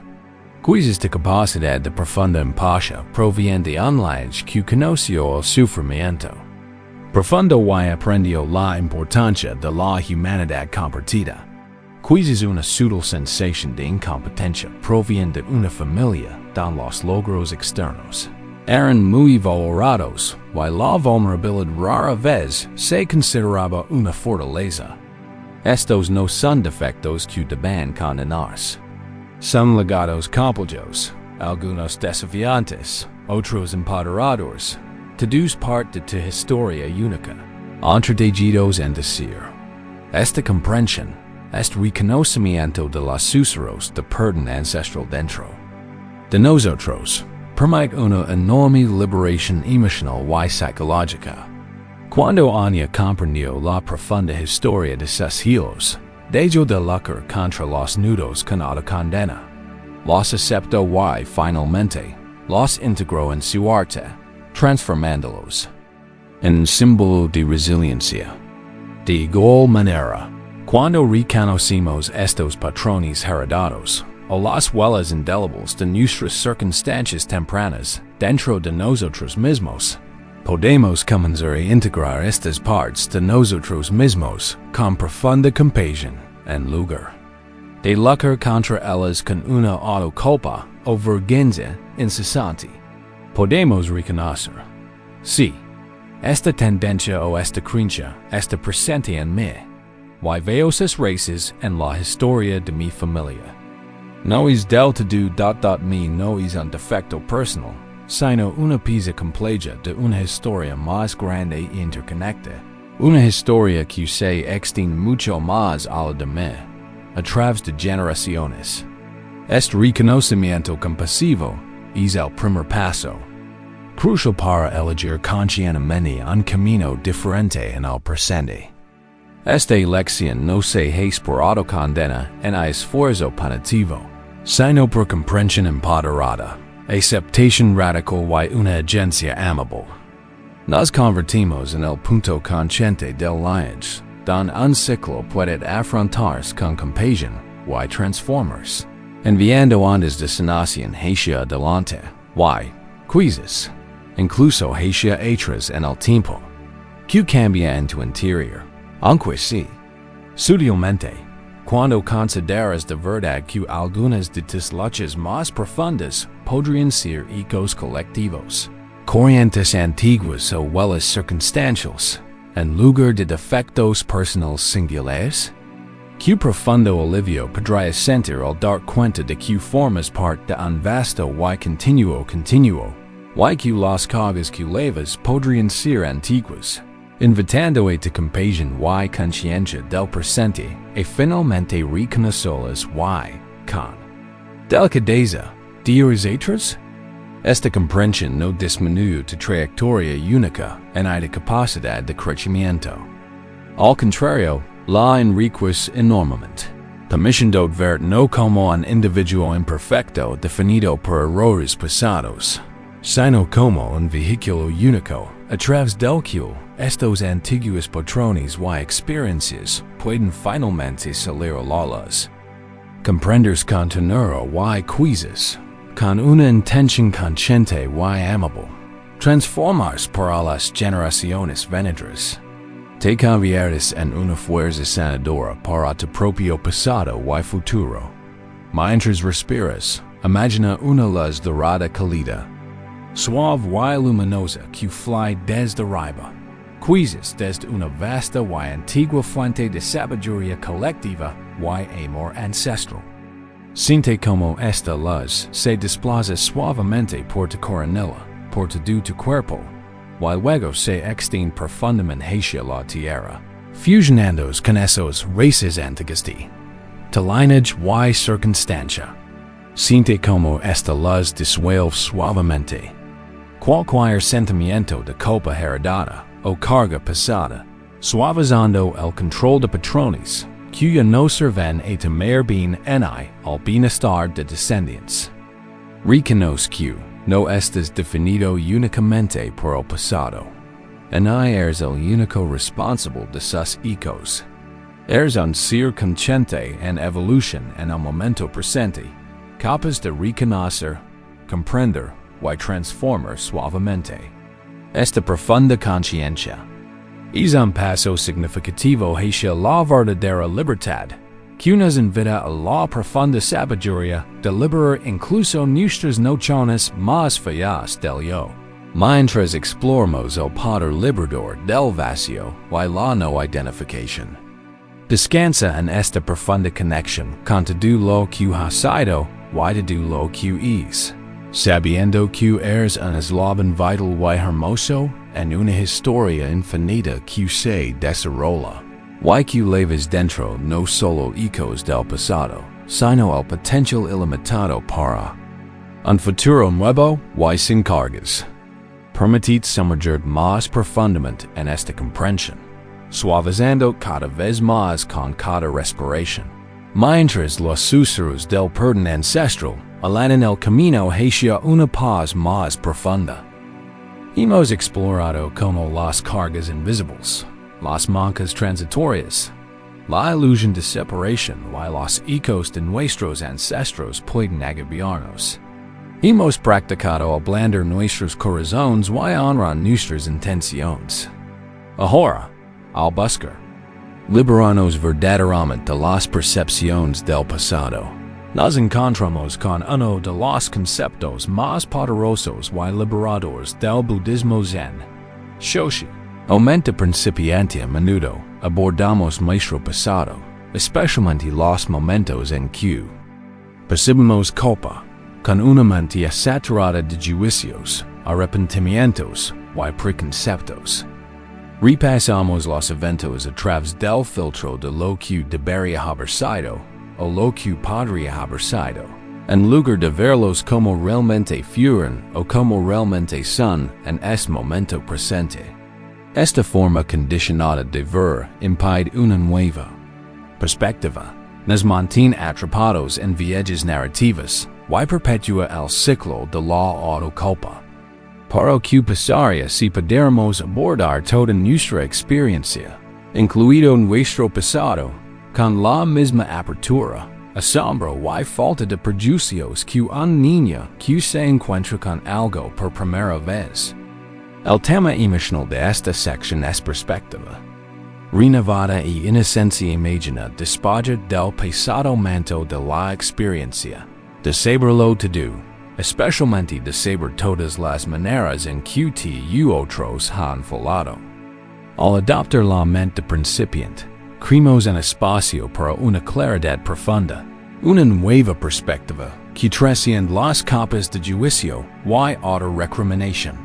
Se trata de cultivar una apertura radical que nos permite percibir la realidad, inclinando nuestra propia historia, sin la lente distorsionadora del condicionamiento pasado en las ansiedades futuras.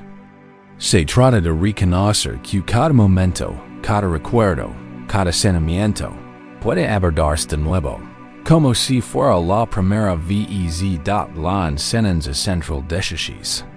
Eso farás a las etiquetas y a la experiencia, especialmente a las etiquetas sobre nosotros mismos y nuestros errores pasados, impide una nueva comprensión y inhibe el verdadero aprendizaje. Nos convencimos tanto de nuestra propia historia. Soy torpe, soy indigno de ser amado, siempre tomo las decisiones equivocadas, que dejamos de ver la realidad dinámica y fluida de nuestro ser. La mente del principiante nos invita a desmontar estas definiciones rígidas, a salir de la calle de nuestro autojuicio y a recuperar una curiosidad infantil sobre nuestra propia existencia. Consideramos la metáfora de un lienzo en blanco. Cuando un artista se acerca a un lienzo en blanco, este encierra infinitas posibilidades. Todavía no hay errores en resultados preconcebidos. Es un espacio de pura potencial que invita a la creatividad y a una expresión fresca. Si un artista se acerca a un nuevo lienzo con el recuerdo de cada pintura fluida del pasado, podría dudar, reconsiderar cada pincelada o incluso temer empezar. Su mente está llena de errores pasados. Para un verdadero artista que encarna la mente principiante, se acerca al lienzo en blanco con un espíritu abierto, deseoso de descubrir lo que surgirá, sabiendo que incluso los errores percibidos pueden transformarse en una belleza inesperada. Permitem contaros la historia de un célebre caligrafo llamado Ren, cuyos trazos magistrales eran admirados en todo el país por su fluidez y profundidad. Ren había dedicado toda su vida a esta arte, perfeccionando su técnica con esmero durante décadas. Podía reproducir escrituras antiguas con una precisión impecable, y sus propias composiciones eran de una elegancia impresionante. Sin embargo, a pesar de su renombre, Ren sentía una creciente sensación de estancamiento interior. Su obra, aunque técnicamente perfecta, carecía de esa vibrante espontaneidad que admiraba en los primeros besitos de niños sin formación. Se sentía atrapado por su propia maestría, agobiado por el peso de las expectativas y la búsqueda incesante de una esquiva perfección. Sabía exactamente cómo evitar errores, pero al hacerlo, sentía que había perdido algo vital. Ren buscó la guía de una antigua maestra zen, conocida por su sabiduría poco convencional. Maestra, comenzó Ren, haciendo una profunda reverencia. He alcanzado una gran habilidad, pero siento un gran peso en el corazón. Mi caligrafía es impecable, pero le falta la libertad que veo en los primeros y alegres trazos de un niño. ¿Cómo recupero esa mente principiante? Cuando estoy tan agobiada por todo lo que sé, por todo lo que he aprendido, ¿no? ¿Verdad? La maestra escuchó con ojos brillantes. Tomó una hoja nueva de papel de arroz y un pincel. En lugar de demostrar una técnica, simplemente mojó el pincel en tinta y, con un gesto suelto y desnavido, trazó un único trazo, grueso y irregular, sobre el papel. Era claramente imperfecto, según los estándares caligráficos. Demasiado grueso en algunas partes, demasiado fino en otras, ligeramente torcido. Ren, dio levantando el papel. Dime, ¿qué ves aquí? Ren, evaluando de inmediato los defectos con la mirada, dudó. Maestro, dio finalmente, es un comienzo, es incipiente. Quizás tenga mucho potencial, pero también muchas imperfecciones. El maestro sonrió. ¿Y si es la perfección? ¿Es su crudeza? ¿Y si su sabiduría reside en la completa aceptación de lo que es, sin aspirar a ser otra cosa? Trazo, continuó, se hizo sin pensar en lo perfecto o lo imperfecto. Se hizo simplemente como un primer aliento, una expresión pura de ese preciso momento, sin el peso del recuerdo de mil otros trazos en y del miedo a cómo debería aparecer. Ren, explicó el maestro, es tan lleno de conocimiento, tan experto en evitar el error, que el pincel se guía por la memoria y el miedo a la imperfección, no por la frescura del momento presente. Tu mente es como una taza llena del té de la noche anterior. ¿Cómo puede recibir té fresco si nunca se vacía? Recupera la mente principiante, concluyó. No es olvidar lo que sabes, sino soltarlo. Es abordar cada trazo, cada momento, Como si fuera el primero, con la amplitud de un lienzo en blanco, totalmente receptivo a lo que quiera surgir, en lugar de imponer lo que debería ser. Los errores no son fracasos, son simplemente caminos no escritos, invitations a ver de nuevo dot. La enseñanza central de esta parábola es quiferarse a etiquetas rígidas, especialmente etiquetas sobre nosotros mismos y nuestros errores pasados. Impide una nueva comprensión, inhibe el verdadero aprendizaje y la transformación. Nos convencimos tanto de nuestra propia historia. Soy alguien que fracaso en eso. Soy torpe en situación social. Siempre elijo a la pareja equivocada. Estoy perpetuamente ansioso. Soy indigno de ser amado por ex. Que dejamos de ver la realidad dinámica y fluida de nuestro ser.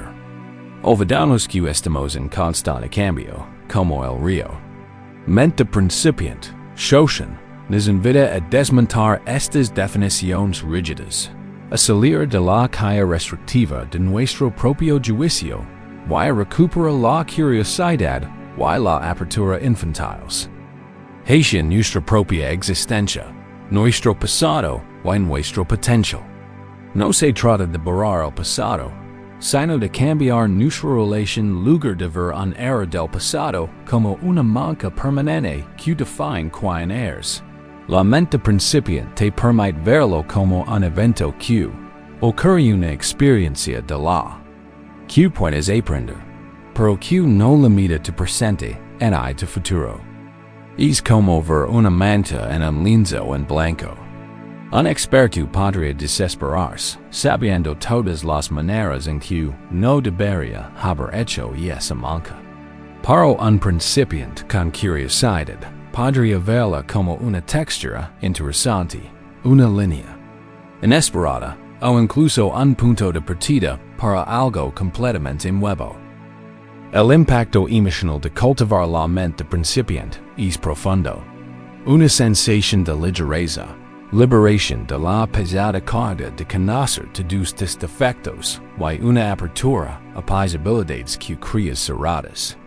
Cuando nos estancamos en nuestras ideas fijas sobre nosotros mismos, recurrimos constantemente a las mismas viejas narrativas de culpa y arrepentimiento. Pero cuando nos enfrentamos a nosotros mismos y en nuestro pasado con una mente fresca, nos abrimos a la autoaceptación radical y a la posibilidad de un cambio real. Piensa en un evento específico del pasado, o en una característica de ti mismo, que hayas etiquetado de forma rígida y negativa.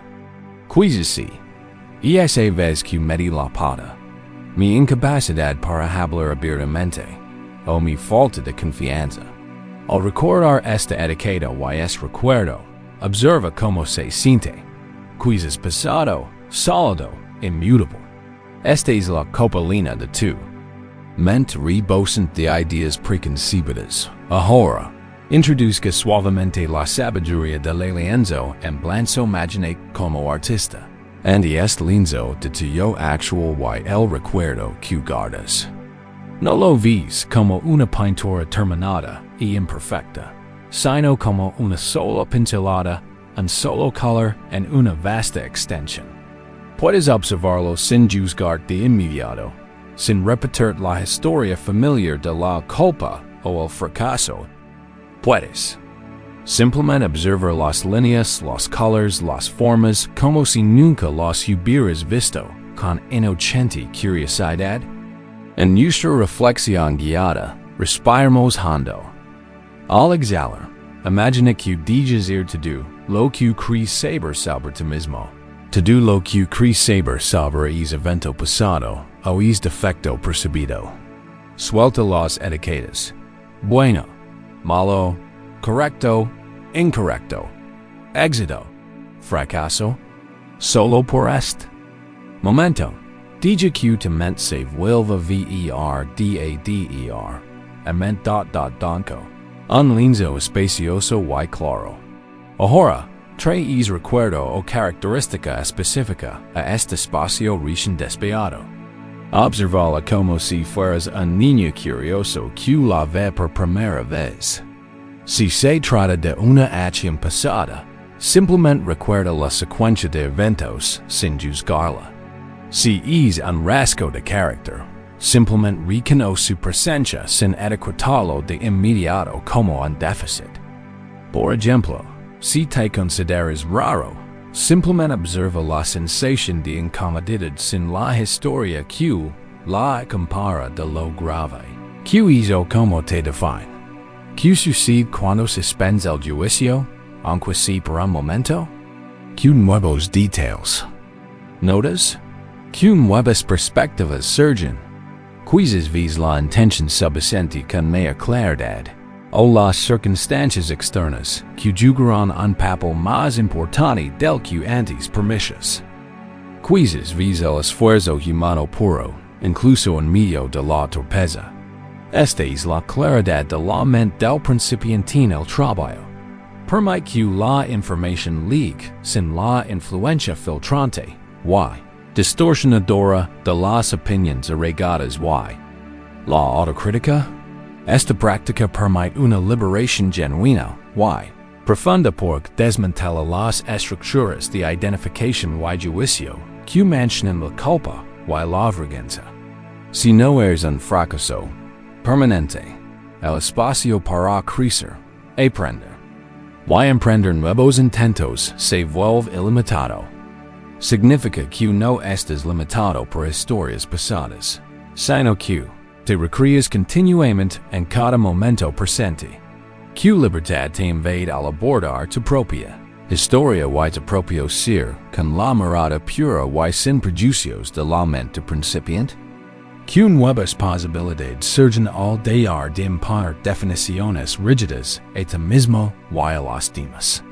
Esta práctica de apertura y inocencia radicales es un profundo acto de amor propio que nos libera de las presiones autoimpuestas de la identidad pasada.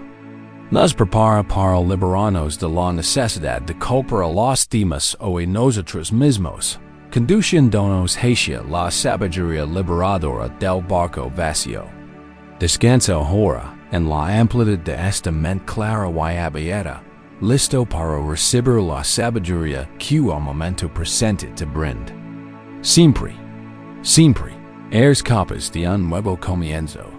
Hemos transitado a través de las sutiles cargas del pasado, abrazado la inercia, visto nuestra profunda interconexión, cultivado la compasión, reconocido ecos ancestrales, saboreado la libertad del vacío y abierto a la mente del principiante. Ahora, llegamos a una poderosa enseñanza zen que nos libera profundamente del ciclo reactivo de culpa y juicio, especialmente cuando se trata de los demás. Con frecuencia, cuando nos sentimos heridos o agraviados, nuestra mente busca de inmediato alguien a quien culpar, a un otro que deliberadamente intentó causarnos dolor. Proyectamos intenciones, creamos narrativas elaboradas de culpa y, al hacerlo, nos atrapamos en ciclos de resentimiento y ira. Pero, si el concepto mismo de un otro sólido y culpable es en sí mismo una ilusión, una proyección de nuestra propia mente. Si, en muchos casos, lo que percibimos como intenciones maliciosas es simplemente un barco vacío. El tema emocional de esta sección es liberación profunda del juicio reactivosto, significa aliarse del impulso inmediato de culpar y, en cambio, indagar en la naturaleza del otro y las circunstancias que rodean el evento. Cuando percibimos un deseo, un error o una ofensa, nuestra mente tiende a construir una identidad sólida y fija del perpetrador, imponiendo la intención consciente de hacernos daño. Esta construcción mental, aunque común, suele ser fuente de un sufrimiento inmenso y en rio, la enseñanza central. Aquí es que cuando dejamos de proyectar intenciones o identidades fallas sobre los demás, el sufrimiento disminuye. Esto, no. Significa que negamos que se haya producido daño en que las acciones tengan consecuencias. Más bien, nos invita a examinar la naturaleza del hacedor y del hacer con una sabiduría más profunda y perspicaz. Desafía nuestra tendencia automática a culpar a un otro sólido. Consideramos la clásica parábola zen del barco vacío humana, que estés sentado tranquilamente junto a un río, disfrutando de la calma. De repente, otro barco, que se desliza rápidamente río abajo, choca con fuerza contra el tuyo. Tu reacción inicial es una oleada de ira, frustración, quizás incluso un estallido de improperios. ¿Cómo se atreven? Mira lo que le han hecho. A mi barco. Te preparas para gritar, para confrontar, para remeter contra el descuidado ocupante de la otra embarcación. Pero entonces, a medida que la otra embarcación se acerca, te das cuenta de esta vacía. No hay nadie dentro. Simplemente se ha soltado de sus amarras río arriba y ha ido a parar a tu encuentro. En ese instante, tu aire se desvanece. Tu frustración se disuelve. ¿Con qué podías enojarte? No había nadie a quien culpar, ninguna mala intención. Solo una embarcación vacía, sometida a las corrientes. Esta parábola ilumina una verdad profunda. Gran parte de nuestra ira, resentimiento y sufrimiento surgen no de la colisión en sí, sino de la proyección de intenciones maliciosas sobre un barco vacío. Cuando nos enfrentamos a una situación difícil, una palabra dura, un deseo percibido, un obstáculo inesperado, el primer impulso de nuestra mente suele ser culpar, encontrar un culpable. Rápidamente lenemos el otro barco con un ocupante imaginario, una identidad falla, con intenciones deliberadas y negativas. Ellos quiso dicho para hacerme daño. Ellos deliberadamente me ignoran. Ellos siempre hazlo solo para molestar. Esta fabricación mental de un otro, sólido y malintencionado, es lo que alimenta nuestro sufrimiento.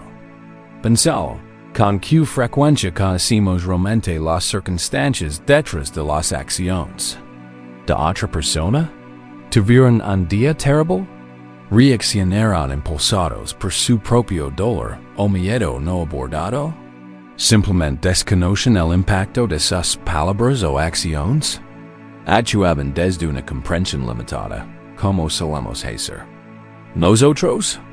Mucho de lo que percibimos como una ofensa deliberada a menudo es simplemente un barco vacío de circunstancias, condicionamientos o reacciones inconscientes. Esta no se trata de excusar el comportamiento dañino. Si las acciones de alguien causan daño y tienen consecuencias, puede que sea necesario establecer límites. La sabiduría del barco vacío trata sobre transformar nuestra interna reacción, liberando el sufrimiento adicional que proviene de nuestro apego a la culpa. Cuando comprendemos verdaderamente que quizá no hay nadie en el bote, nuestra ira no tiene objeto y se disuelve naturalmente. La liberación de este juicio reactivo es inmensa. Piensa en una ocasión en la que te sientes profundamente herido o agraviado por alguien. Un amigo canceló planes repentinamente. Un colega dio algo insensible. Un familiar te decepcionó.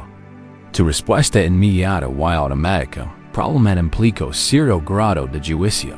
Son desconsiderados. No les importa. Siempre se priorizan. Esta etiqueta crea un otro sólido o que puedes culpar.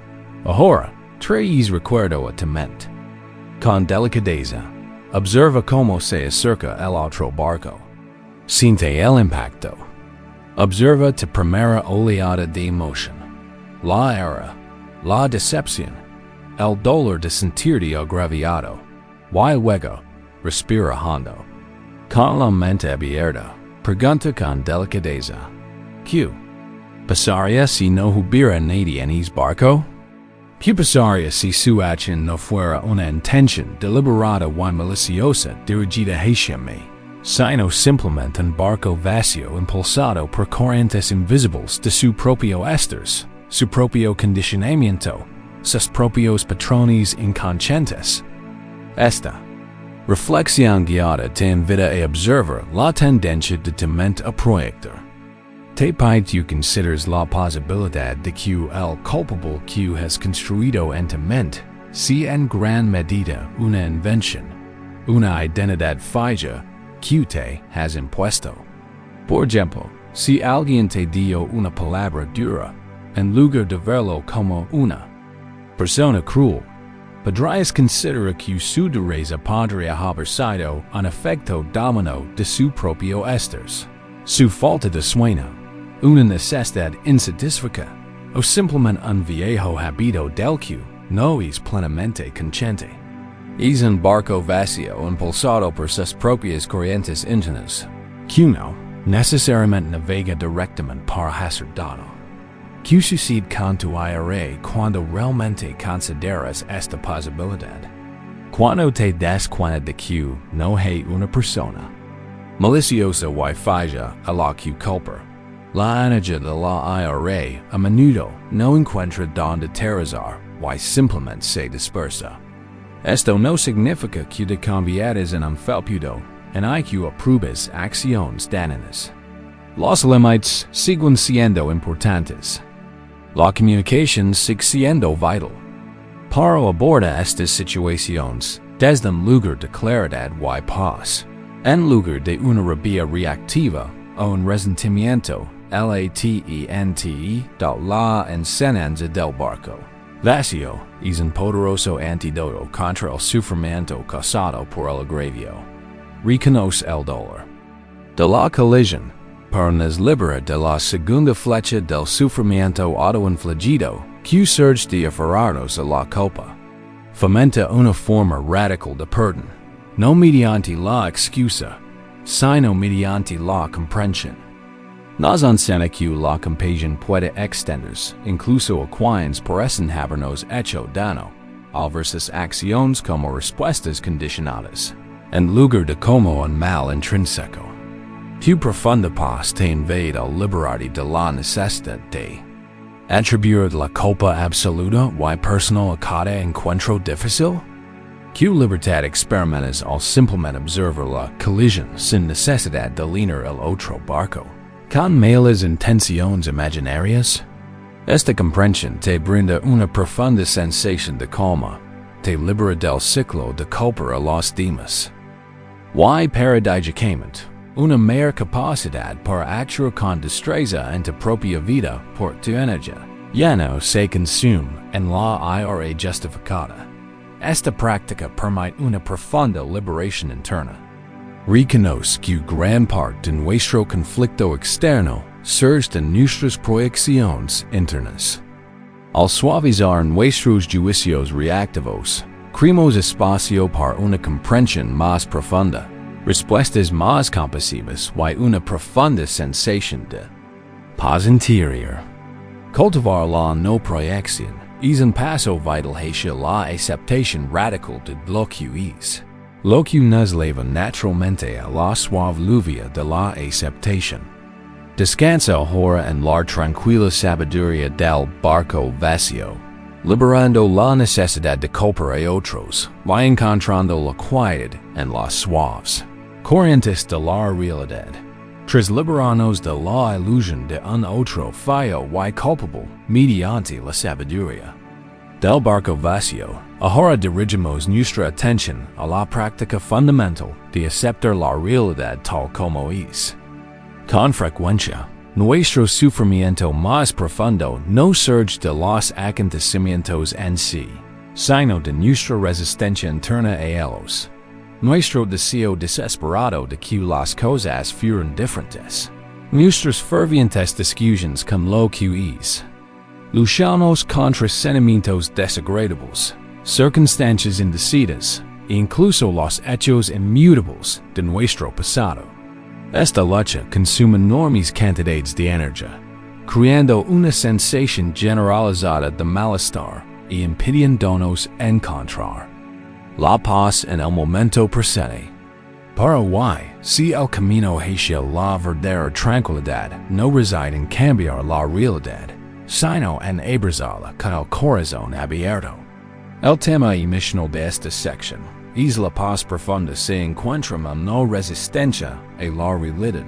Esto no es una resignación pasiva al sufrimiento, ni hay una falta de deseo de un cambio positivo.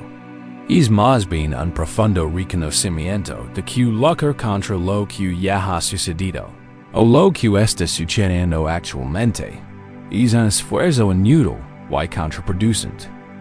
La aceptación, en este contexto, es un acto radical de alinearnos con el fluir de la vida, permitiendo que todo sea exactamente como es, sin juicio en el UCHS. La enseñanza central aquí es que la aceptación no es aprobación, sino un reconocimiento de la realidad. A menudo confundimos la aceptación con condenar algo indeseable. Si aceptamos un error del pasado, ¿significa que lo aprobemos? Si aceptamos una circunstancia dolorosa, ¿significa que nos gusta? No. La aceptación simplemente significa reconocer la verdad de una situación. Esto es lo que está pasando. O esto es lo que pasó. Es un sí interno a la realidad que libera nuestra energía para responder con destreza, en lugar de malgastarla en una resistencia inútil. Consideramos la metáfora de lluvia suave y persistente. Imagina que eres agricultor. Has preparado cuidadosamente tus campos, plantado tus semillas y cuidado incansablemente tus cultivos.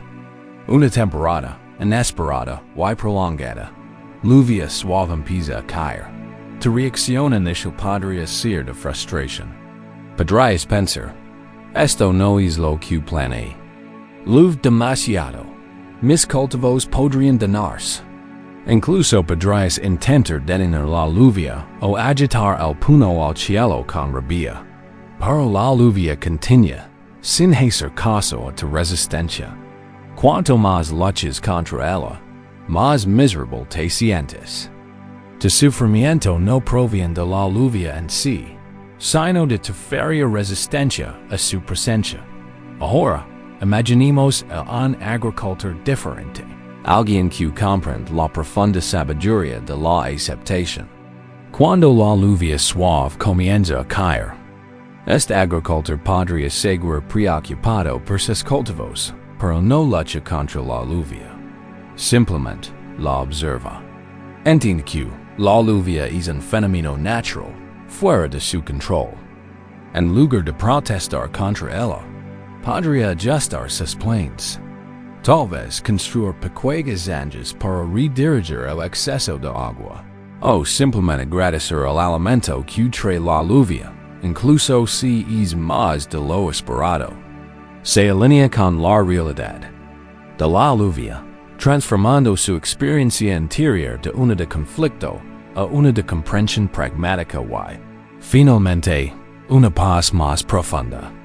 La lluvia, en su suave persistencia, nuda los cultivos, incluso si al principio parece incómoda o excesiva. No destruye. Transforma.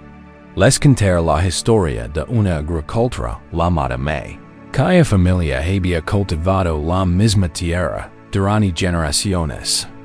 May era conocida por su diligencia y su habilidad para extraer abundancia de la tierra. Sin embargo, también era propensa a la ansiedad, sobre todo por el clima.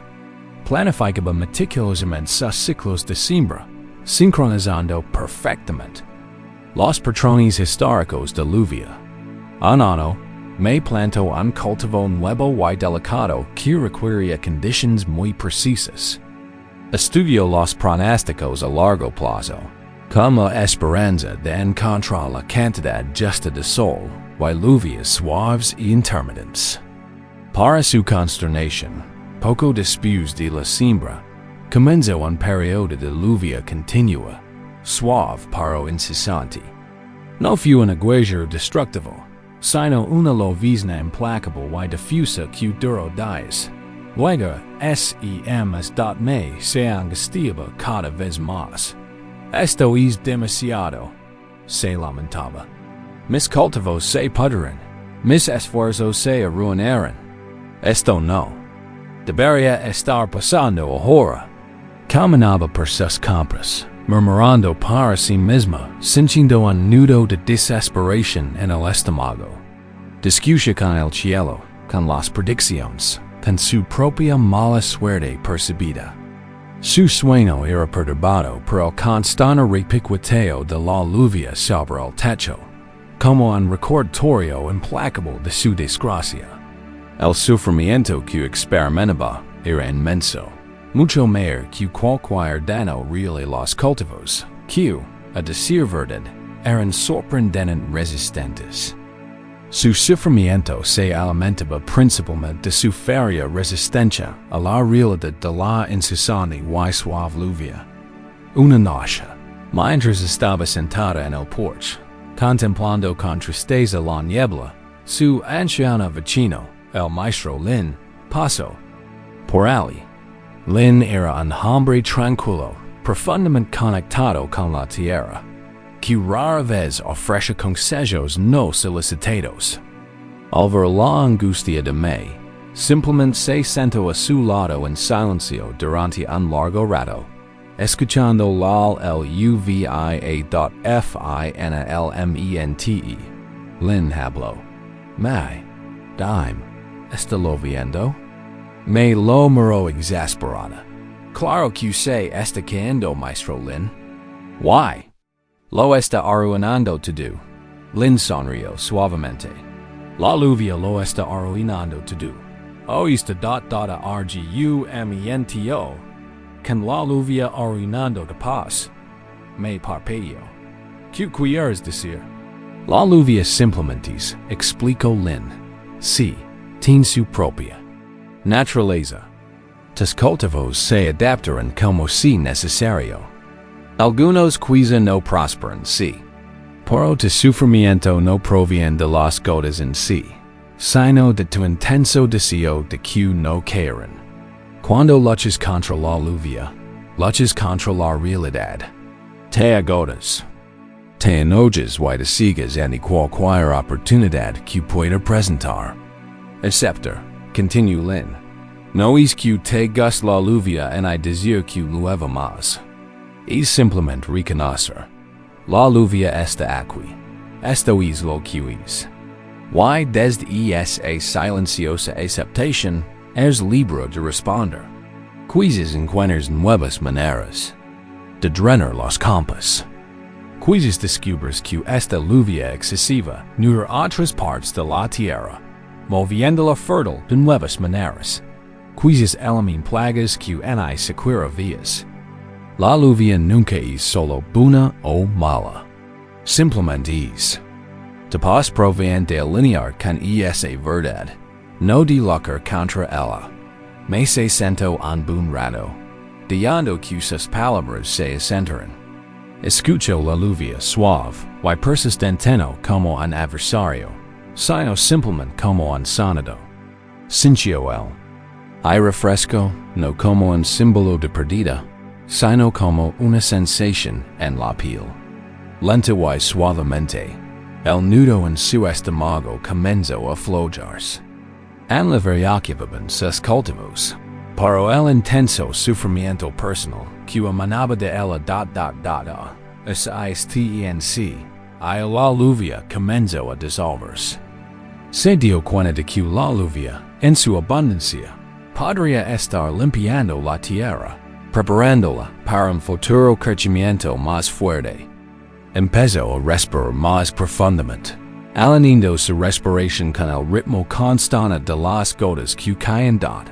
La enseñanza central de esta parábola es que gran parte de nuestro sufrimiento proviene de nuestra resistencia a lo que es.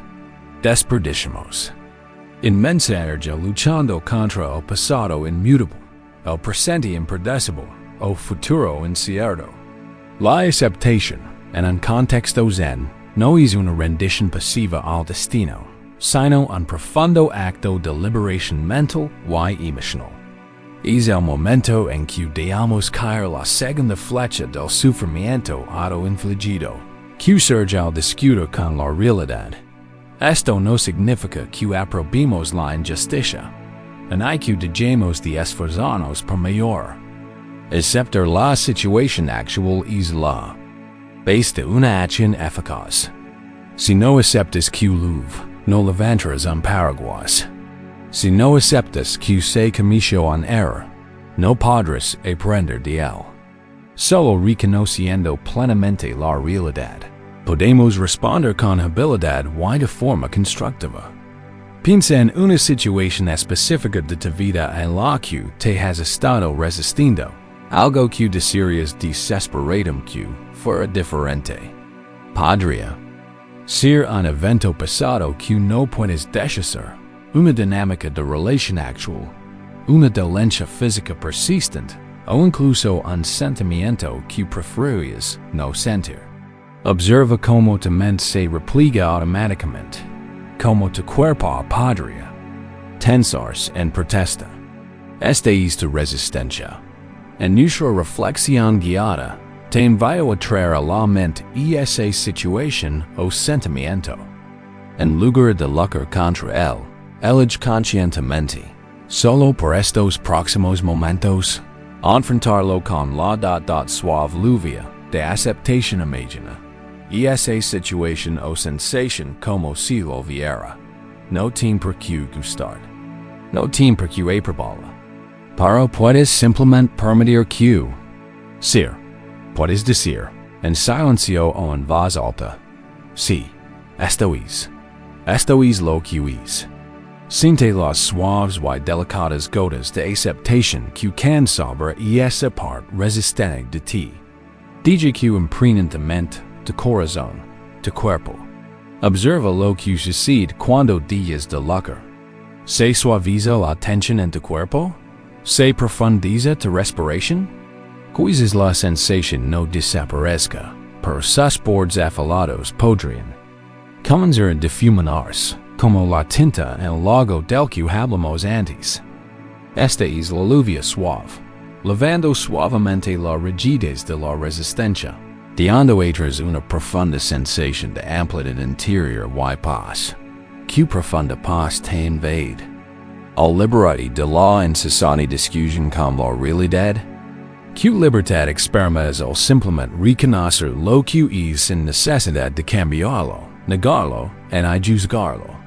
Esta práctica es una invitación continua a regresar al presente, a descansar en la inquebrantable verdad de la realidad y a encontrar una profunda tranquilidad no en la ausencia de desafíos, sino en la presencia de la aceptación.